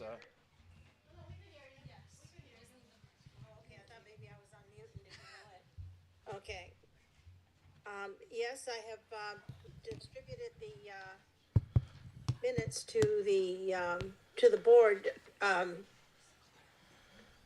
Shall I share my screen with them or read them? Well, you may share the screen. Sure, we can put up the minutes, and some people here have copies. I have shared the screen. It is on there now.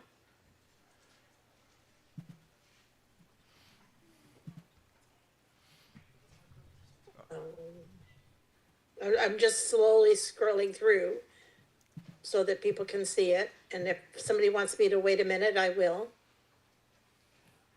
We've got paper copies, so it's okay. Okay, now I'll go up this way a little bit. Reports of officers.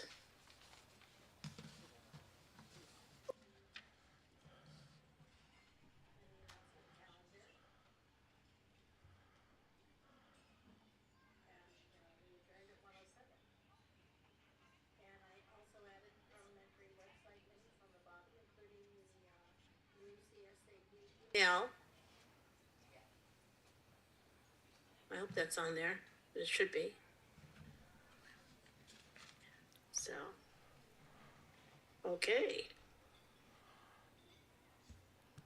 All right, thank you. Does anyone wish to change the minutes? Otherwise, we can adopt them as distributed.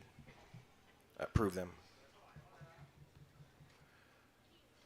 No one's raising their hand online? All right, the minutes from December 2024 are approved. Thank you very much. Thank you.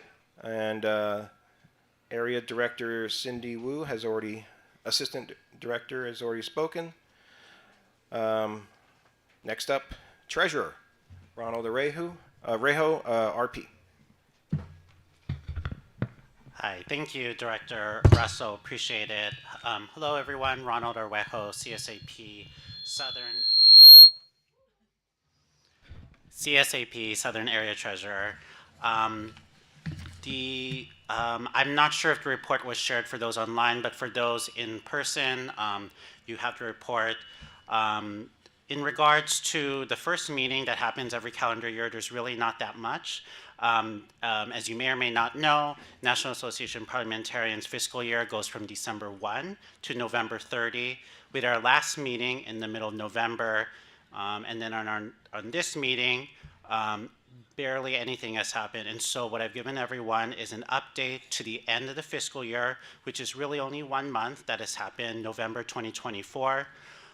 The only thing that has happened since December 1 to February 28 has been 6 cents of interest. And so a lot of the expenses that you'll be seeing at the next time that we have a report will be shown on my next treasurer's report. I just want to note that based on the budget that was approved in November, I was going to ask something more formal about of approval, but as of right now, I'm amending my report that I've distributed to you to say that given the expenses that we've had, this is the first time that we've had a meeting in person, and it is hybrid in 5 years, that there will be some one-time expenses. And I'm just letting the membership know that that's quite all right, because for the last 5 years, we've been having revenues but no expenses. And so I believe, in my opinion, that these one-time this one fiscal year deficit that we're probably going to go into is in the best interest of the association. We have hybrid, so that's an extra additional cost and complication. We have one-time expenses in regards to our banners that will be good for the foreseeable future. And so I believe that we are in good standing. We'll be reworking in regards to how we do our fees in the future and whatever expenses that we look at. Again, first time in 5 years. A great shout out goes to Cindy in regards to doing all of that organization. Yeah, so it was a little bit hectic the past couple of weeks, just getting everything done. I actually was put to work.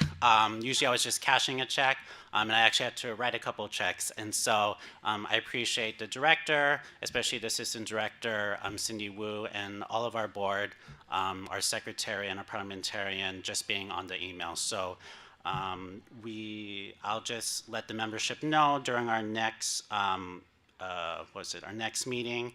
Usually there's a fiscal review done of what the actions I've taken in regards to the previous fiscal year, and the financial review committee will have to be put up. So if you would like to consider yourself for that, I can't be on, but at least one person will have to look at the transactions that I've done and that they were in keeping with what the membership and organization would like to do. So I will have to say up front that unfortunately at the next meeting, it will be the first time I miss a Southern Area meeting in the last 7 years. As at least half of you know, unfortunately my dad passed away last year, and my family is celebrating our 1-year anniversary, and so I hope you would be okay with me missing one meeting in 8 years. So I appreciate it. All the information will be out there. I'll be working with the assistant director and of course with the director to getting all that information out a couple weeks before the actual date. So thank you very much. My email's there. Please reach out to me, and thank you, Director Russell. Thank you, Treasurer Arejo.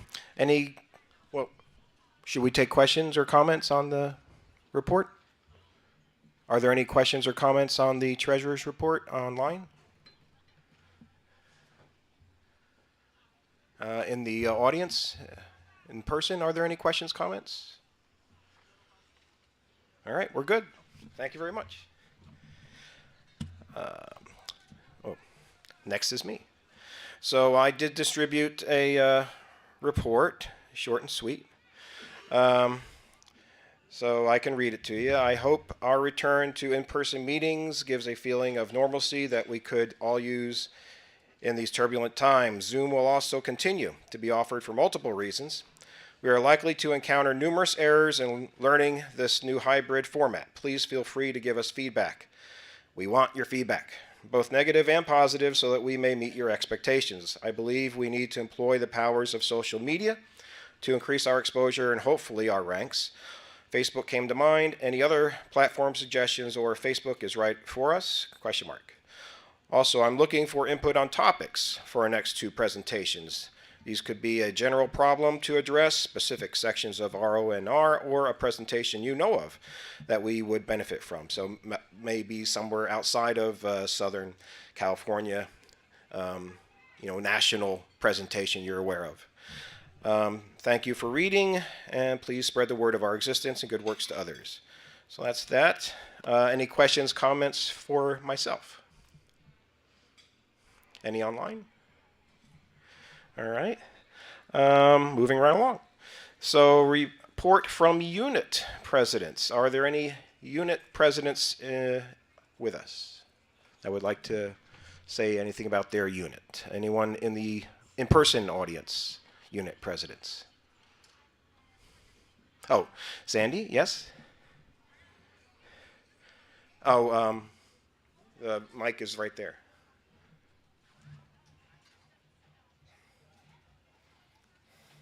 I'm not the president of my unit, but I am a member, and I'm a member of the Channel Islands unit, which is in Ventura, or we meet in Ventura, but our membership is the whole southern half of Ventura County. And we have two other members of the unit here today. Our past state president, Sally Lamacchia, and the area and state treasurer, Ron Arejo. The Channel Islands unit was chartered in 1969, so we've been around a while. And we started out as Zeta Chi. Originally, all California units had Greek names, and we've been slowly changing them once that was permitted. And so we changed our name to Channel Islands since it's a geographic name.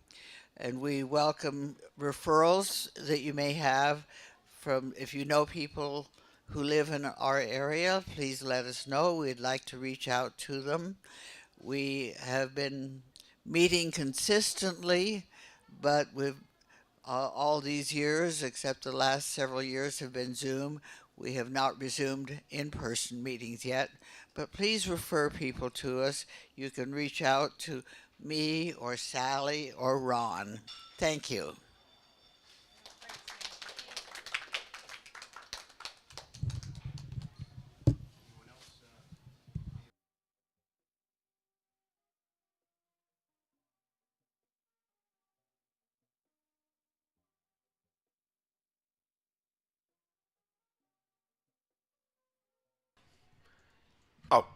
Okay, I'm back.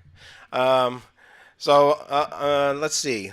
Are there any NAP representatives with us? Raise your hand or just speak out. NAP? Hi, everyone. Again, NAP has several committees under their structure. I'm a member of the youth committee. And so if you're a member, you get the NP, the National Parliamentarian. And so starting one issue ago or 2 issues ago, we started doing a competition for any youth member. And I think that is defined as anyone under 25 who's still in school. At least in regards to our competition, that they can submit an article and they will get, I forgot what the prize is, it changes each quarter, but they'll be featured into the NP. And so that's already happened in our previous 2 issues ago, and we're doing it again, especially with National Parliamentary Month happening in a couple days, starting in April. So again, that's from, I'm so glad to be part of the youth committee for the past 1.5 years. So appreciate that. Let everyone on your youth know in regards to that. And we have some youth who were here. And so the organization really is looking out to making sure that the youth are more involved. I'm biased because they're our future. So I really appreciate it. And we look forward to seeing more youth and just more membership in general. So thank you. Questions? Yes, Member Lamacchia. Thank you. First of all, I want to thank you. Thank you for the work you do. On the youth committee? Oh, there we go. My question is, was the competition and the featuring of a winner in the NP, which I think is awesome, was that something that came out of the committee, or did that come from NAP board? It it did come from the committee.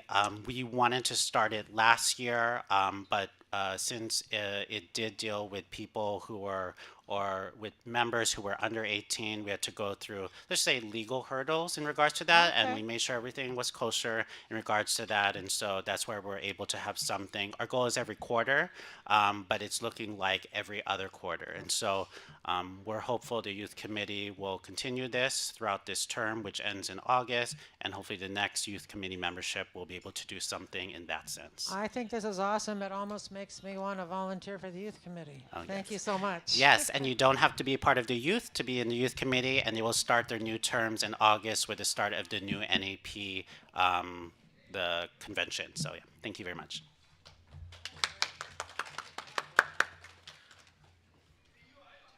Is there anyone online NAP title holder?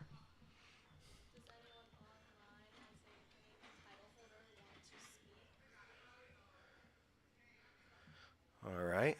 Oh, and before I forget, at the beginning of today's event, where'd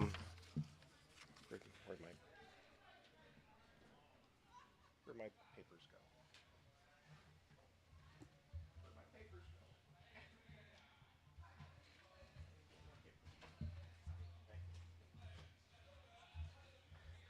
Yes, we introduced 4 people for our southern area, but I neglected to mention our parliamentarian, Levine Knight. Evian is Evian. I forget her last name.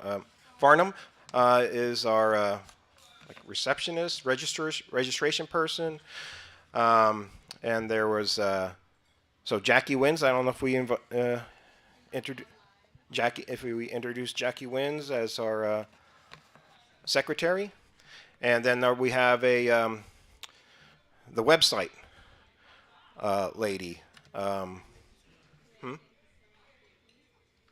Who's the web?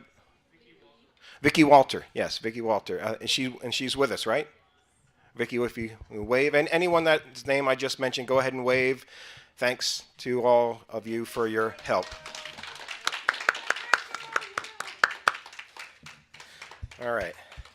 I believe, well, if there's any other CSAP representatives, title holders from California State, before we get Bob up here to do his speech, says he's definitely a representative of the state. All right, so I guess you're up. Next we have Robert Deuceman, Esquire, PRP, CSAP President currently. Give a big hand.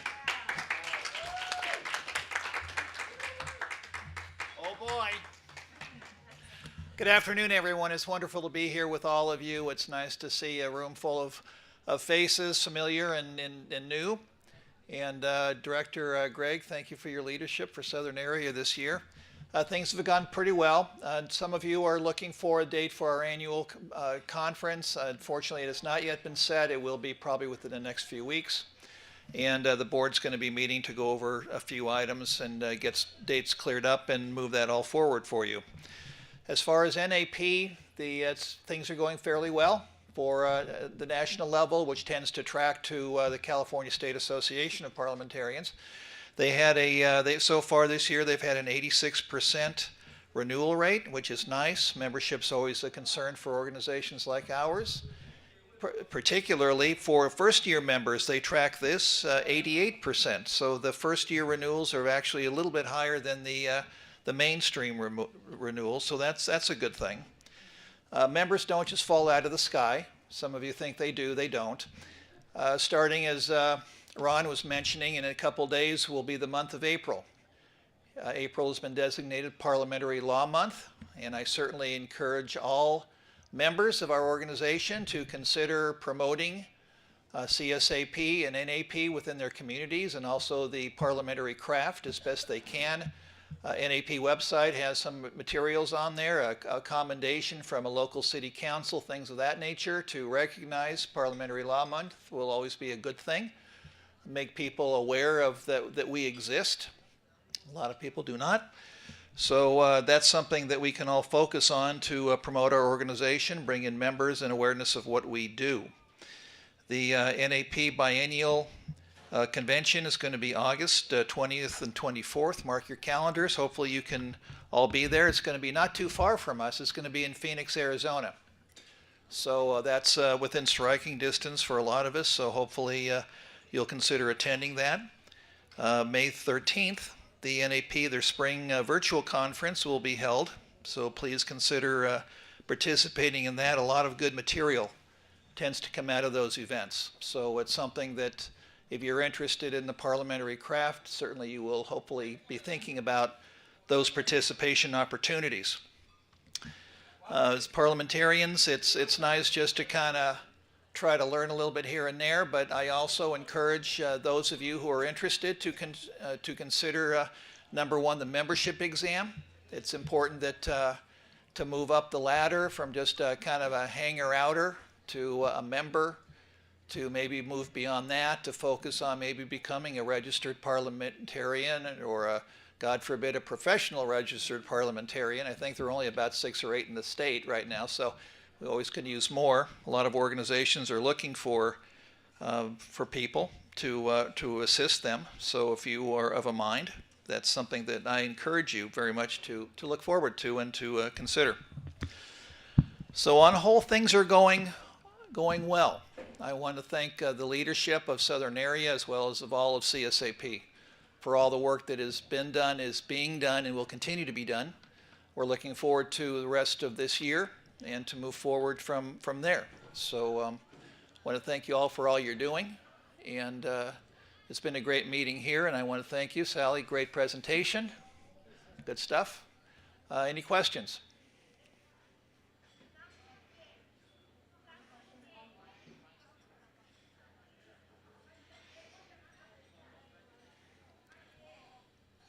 Yeah, just shut them all off. We'll be good. Okay, well, thank you very much. Have a great day, Mr. Director.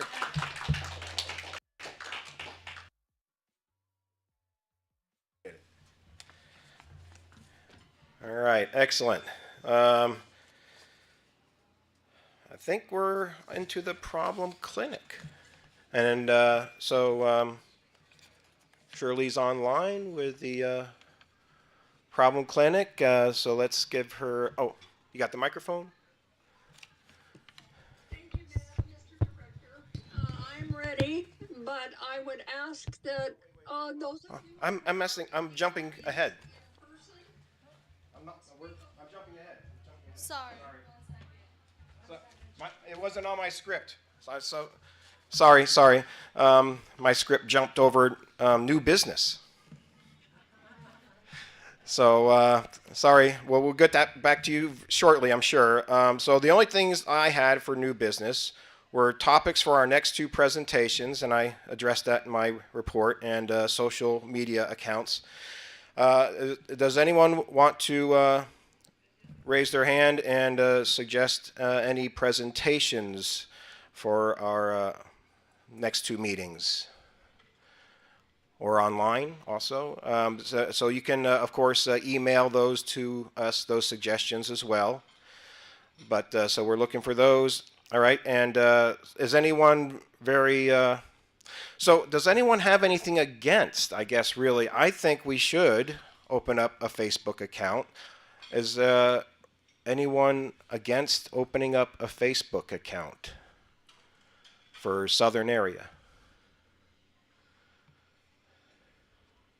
Is no one online? All right, so I guess we'll take that as a green light, and we'll keep you informed as to how the settings, all those different settings you have on Facebook, what we think is best, and get your final approval on that. But if you have any other suggestions, like, I don't know, Signal, anyone for Signal? For our Southern Area. we look forward to all suggestions. So yes, announcements. We've had several people say our next CSAP Southern Area places, July 12th, Woodland Hills, and November 8th, Santa Anita Family Center. And then, yes, we already had someone mention the biennial, August 20th, 24th for NAP, but NAP is having next month, May 31st, their virtual spring conference, if you want to look into joining that. So if there's nothing else, any other new business or announcements, raise your hand. All right, Shirley, the floor is yours.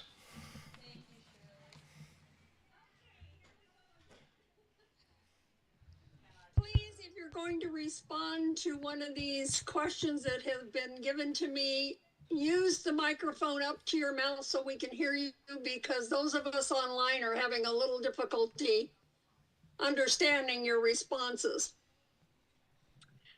Okay, the first one is, when the bylaws committee feels that a revision of the bylaws is required, does the membership have to first vote to give them permission to proceed? I have always thought that it was the responsibility of the bylaws chair and committee, in conjunction with the parliamentarian, to determine if a revision is necessary when there are too many amendments to present at one time, or if they have not been updated in the last number of years. So in other words, does the committee have to get the permission of the membership to do a bylaw revision when there are more amendments than are required under RONR? Or may they proceed to prepare a revision together with the parliamentarian who collectively they think it needs to be updated? And I can't see who's in the audience, so I can only see who's online.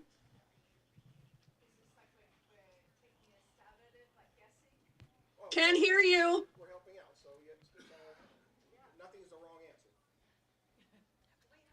Yeah, I was gonna. Do we have another mic? You can use this. Yeah. It would be easier for them to. Do you want to go on stage? Yeah. If you just speak to the laptop over here, right here by the laptop, they'll hear you better if you. That's the perfect answer. Hi everybody. I hope that this is relevant, and just kick me out if it's not. So I have a similar query. So my understanding is that even if there is a committee or a subcommittee that's in charge of revising the bylaws, that it's still required for the full membership to take a vote upon it. I'm not sure whether that's a majority or 2/3 vote, but my piggyback question onto that is that one of the boards that I'm part of has at their bottom of their bylaws that they are not allowed to revise. Can you hear me? Is that, I just saw you putting your hand up to your ear. Is that better?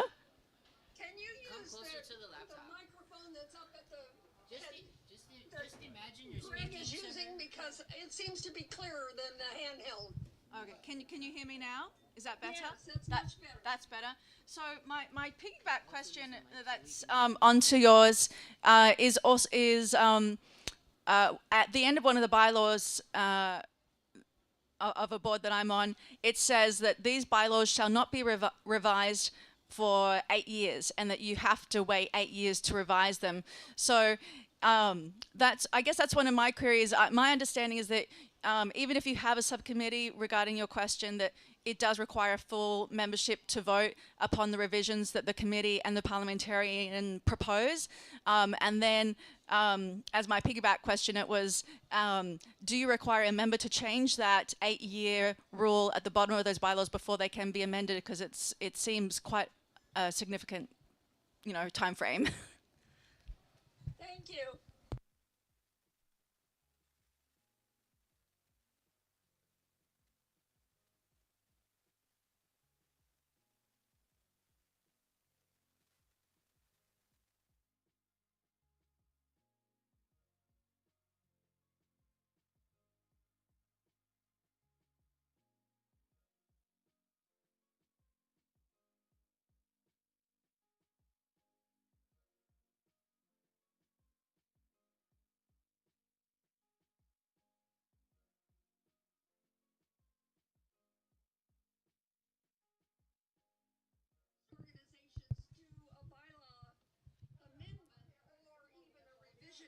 have to do a revision in odd numbered years only. So every odd numbered year, your parliamentarian and your bylaws committee get together and determine whether or not any amendments are required, or if something has changed so drastically that you need to do a revision. That's my thought on it. I don't know what anybody else would like to respond. I have a thought. This is Beverly. Yes, Beverly. Unfortunately, that 8-year in your bylaws is not really a good decision. I don't know who made that decision, but you have to wait that turn. You have to follow your bylaws until you can get a chance to change it. Yeah. But what happens is the committee, you may have a bylaw committee, and the bylaw committee may meet concerning those bylaws. And if they decide on what the bylaws are giving, that the bylaws are outdated or that you have to make too many changes, the bylaws committee would bring a motion to the body to make that change on the bylaws, and the body votes on that. So, I mean, sometimes the body may say, no, we don't want you to revise the bylaws, but it's up to the body to make that decision. Right, right. It's not up to the executive committee to make that decision. That's a decision for the assembly. Anyone else? Okay. Next one on the same topic. The membership received notice of a revision to the bylaws, and copies of the revision were sent with the notice. Thereafter, the president called a special meeting of the officers to review the revision. During that meeting, a few minor amendments were suggested to the bylaws committee by the executive officers. I have never heard of this procedure and always thought that amendments or revisions were in the hands of the bylaws committee, and that the officers did not have the authority to make changes until they exercised their right to do so at the membership meeting when the revision was presented to the assembly for a vote. Was this appropriate for the executive committee to ask the bylaws committee to make the changes they wanted?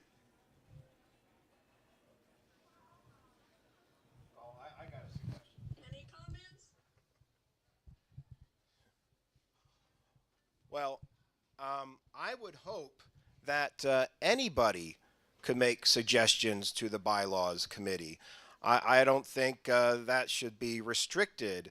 And so, as well as the executives, any individual, if they got a second, should be able to make suggestions to the bylaws committee is my recommendation. But then this does sound familiar. I think we've had a very similar question like this before. So I'll pass it off.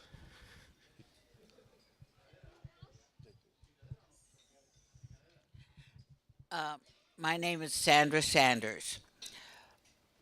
When it comes to this type of rule, or any rule that is in the bylaws, remember that the members decide what their rules are going to be. If they put in their rules that the bylaws can be proposed by the chipmunk in the tree, then that's allowed too. So it depends. Everything that any question that ever comes up is, it depends on what your bylaws say. So however your bylaws read, and if you don't like the way your bylaws read, then amend them. Thank you. Thank you, Sandy. It's good to see you. Been a while. Anyone else want to comment on that matter? Okay, next. And I received this from a lady in Oklahoma. There is a group of organized women who meet once a month. They seem to do things a bit differently than I have been used to in the past. All of their motions are pre-approved by the executive committee before they are presented to the members at a regular meeting for a vote. The president, when appropriate on her agenda, calls upon the various committee chairs to come forward and read their motion. Then the president asks for a second. She never repeats the motion in full herself. Shouldn't the president state the motion again to the members by stating it has been moved by so-and-so and seconded that blah, blah, blah? There is never any opportunity for a member to rise, be recognized by the chair, and make a motion on her own from the floor at any time, at any meeting. Everything is boilerplate and pre-approved by the executive committee before it is introduced to the assembly, which gives very little, if any, debate because members feel it is a done deal already. Comments? I don't think a committee, if it's presented by a committee.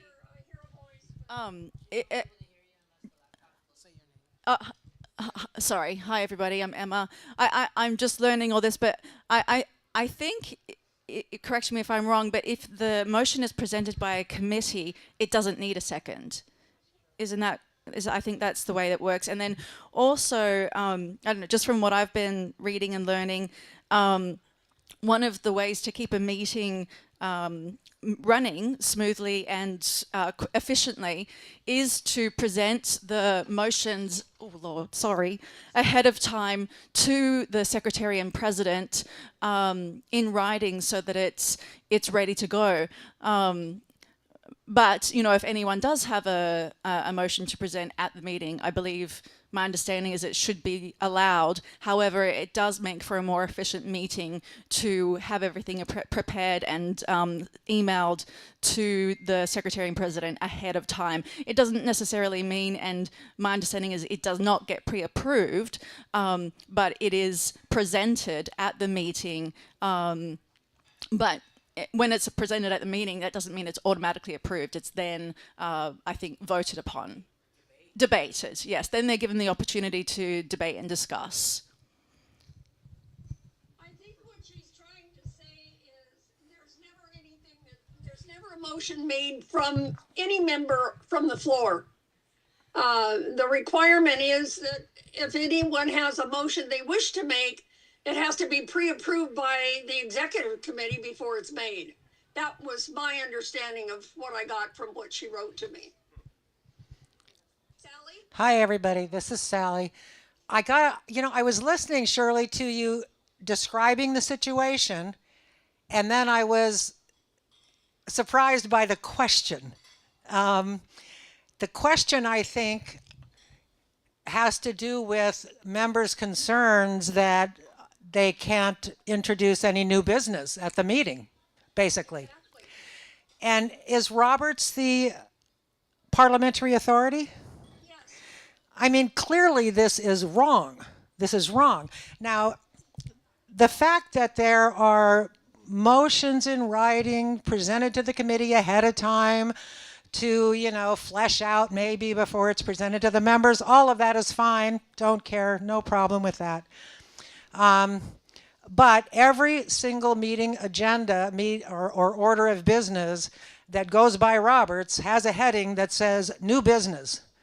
And the purpose of that heading in the order of business is to afford members the opportunity to participate, to get recognized, to propose business. So I think the answer here is to raise a point of order that the parliamentary authority is not being followed. And that's really all I have to say at the moment, but I'll bet you that Sandy has something good to add to this. So I'm going to give this to Sandy. And let me bring this to you. Again, bylaws.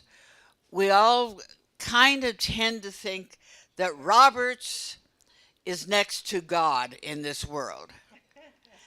That's not the way it works. Bylaws that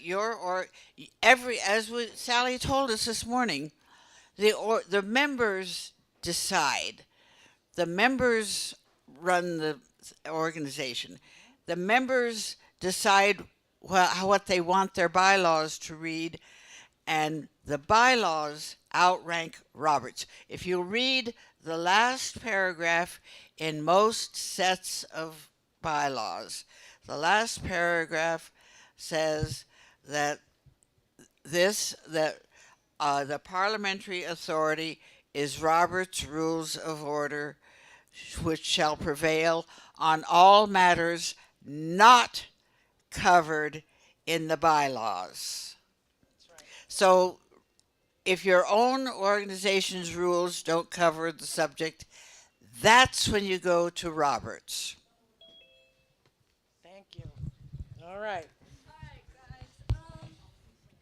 We're actually able to set up the Zoom so that you can see it on the big screen. So if you guys have any comments, you guys can actually sit up here and talk to the laptop instead of having to migrate around. So we got that figured out. Yeah. And then if you have any further questions, you can come up here. Thank you for your comments and your participation. That's all I received during this last quarter. So thanks again. I'll have more next time. This is Greg Russell.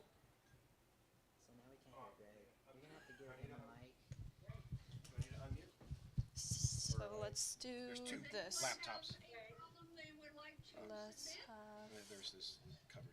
You can have. It's covered. Oh, it's covered. I see. I had a comment. There you go. And then do you want to take this? Oh, thank you. And after me, there's another hand raised. So it sounds like it's similar to gaveling through. The participants aren't getting to participate. So that is maybe one section of RONR that they should be referred to, the gaveling through. And this might be a opportunity for these people that feel left out to organize and get their numbers up so that they can't be ignored. All right, I'm going to pass off the microphone. Yeah, you just go up there and you can talk with the microphone. Okay. Yeah, thanks. On the chair side? Okay, okay. Yeah, I have a question. I'm wondering if you are a presiding officer of a small chapter or section of a larger national organization, and the national leaders have asked you to create meeting norms for the chapter.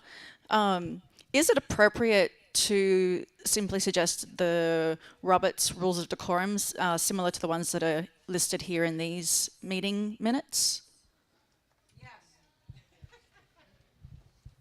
Okay, because in Roberts, there also seems like there's a bunch of meeting norms anyway. So I guess my confusion was, why am I being asked to create additional meeting norms when they're already part of Roberts, and Roberts is the governing book, on the actual association? Any ideas?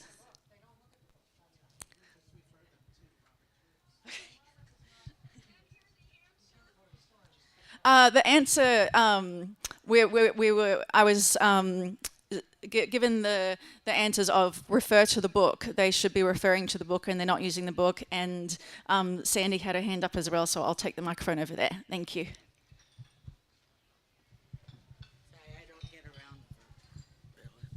Okay, the bottom line again is, as I said, that Roberts only applies to what isn't covered by your rules. What they're asking you for you to do is prepare, some organizations call it their standing rules, you're saying norms, a list of things that are not covered. Maybe you want your rules to say that the bylaws say shall meet monthly. And maybe you want to have something in documentation. Okay, here's something. Any rule, any motion that you make about your organization that is of a continuing nature is essentially the norm for the organization. If you track that stuff and clump it all together, that becomes your standing rules or policies and procedures. Anything that's of a continuing nature. And that all this stuff that's of a continuing nature should be clumped together in a document. You shouldn't have to go through 40 years of minutes to find out what it is that y'all voted to do. That you voted all to meet every month at the Golden Dragon, but where's the authority for that? Nobody knows because they don't want to go back through 40 years of minutes. If you take the rule that was voted on and put it in this document, the norms, policies, whatever you want to call it, that's what is being asked, is that all of this stray stuff be compiled so that it's no longer stray. Parliamentary procedure is logic. I mean, don't you want all these pieces of rules put together? I mean, it's the good old KISS rule. Keep it simple, sweetheart.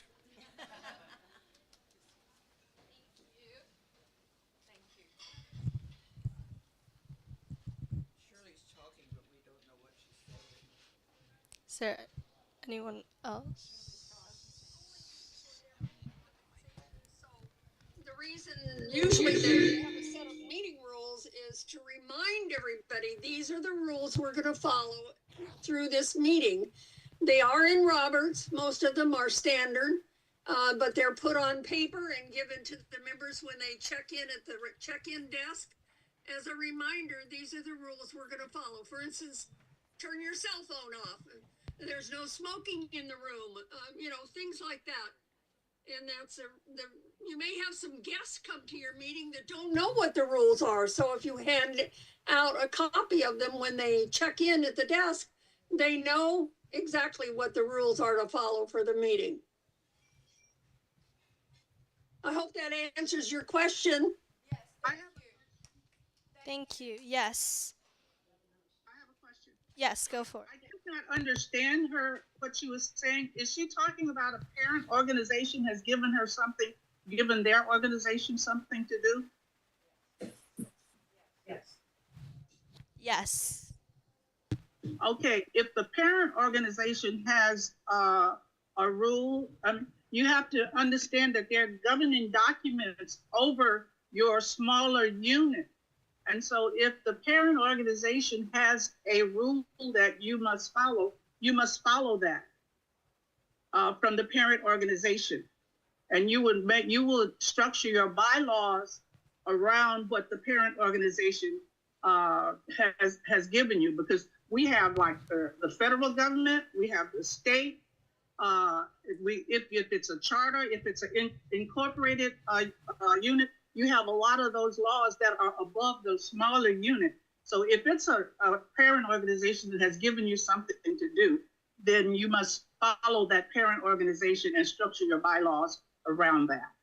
That's it. That's all I have to say. Thank you, Beverly. Are there any other comments? On the Zoom, you can raise your hand. If you're speaking, we cannot hear you.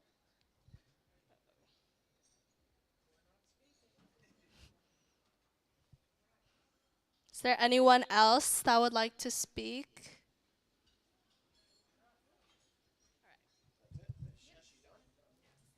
Yes. Are we all good? All right.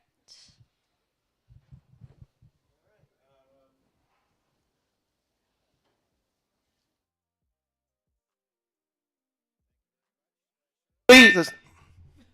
Thank you very much, Shirley. Let's give her a round of applause for Problem Clinic.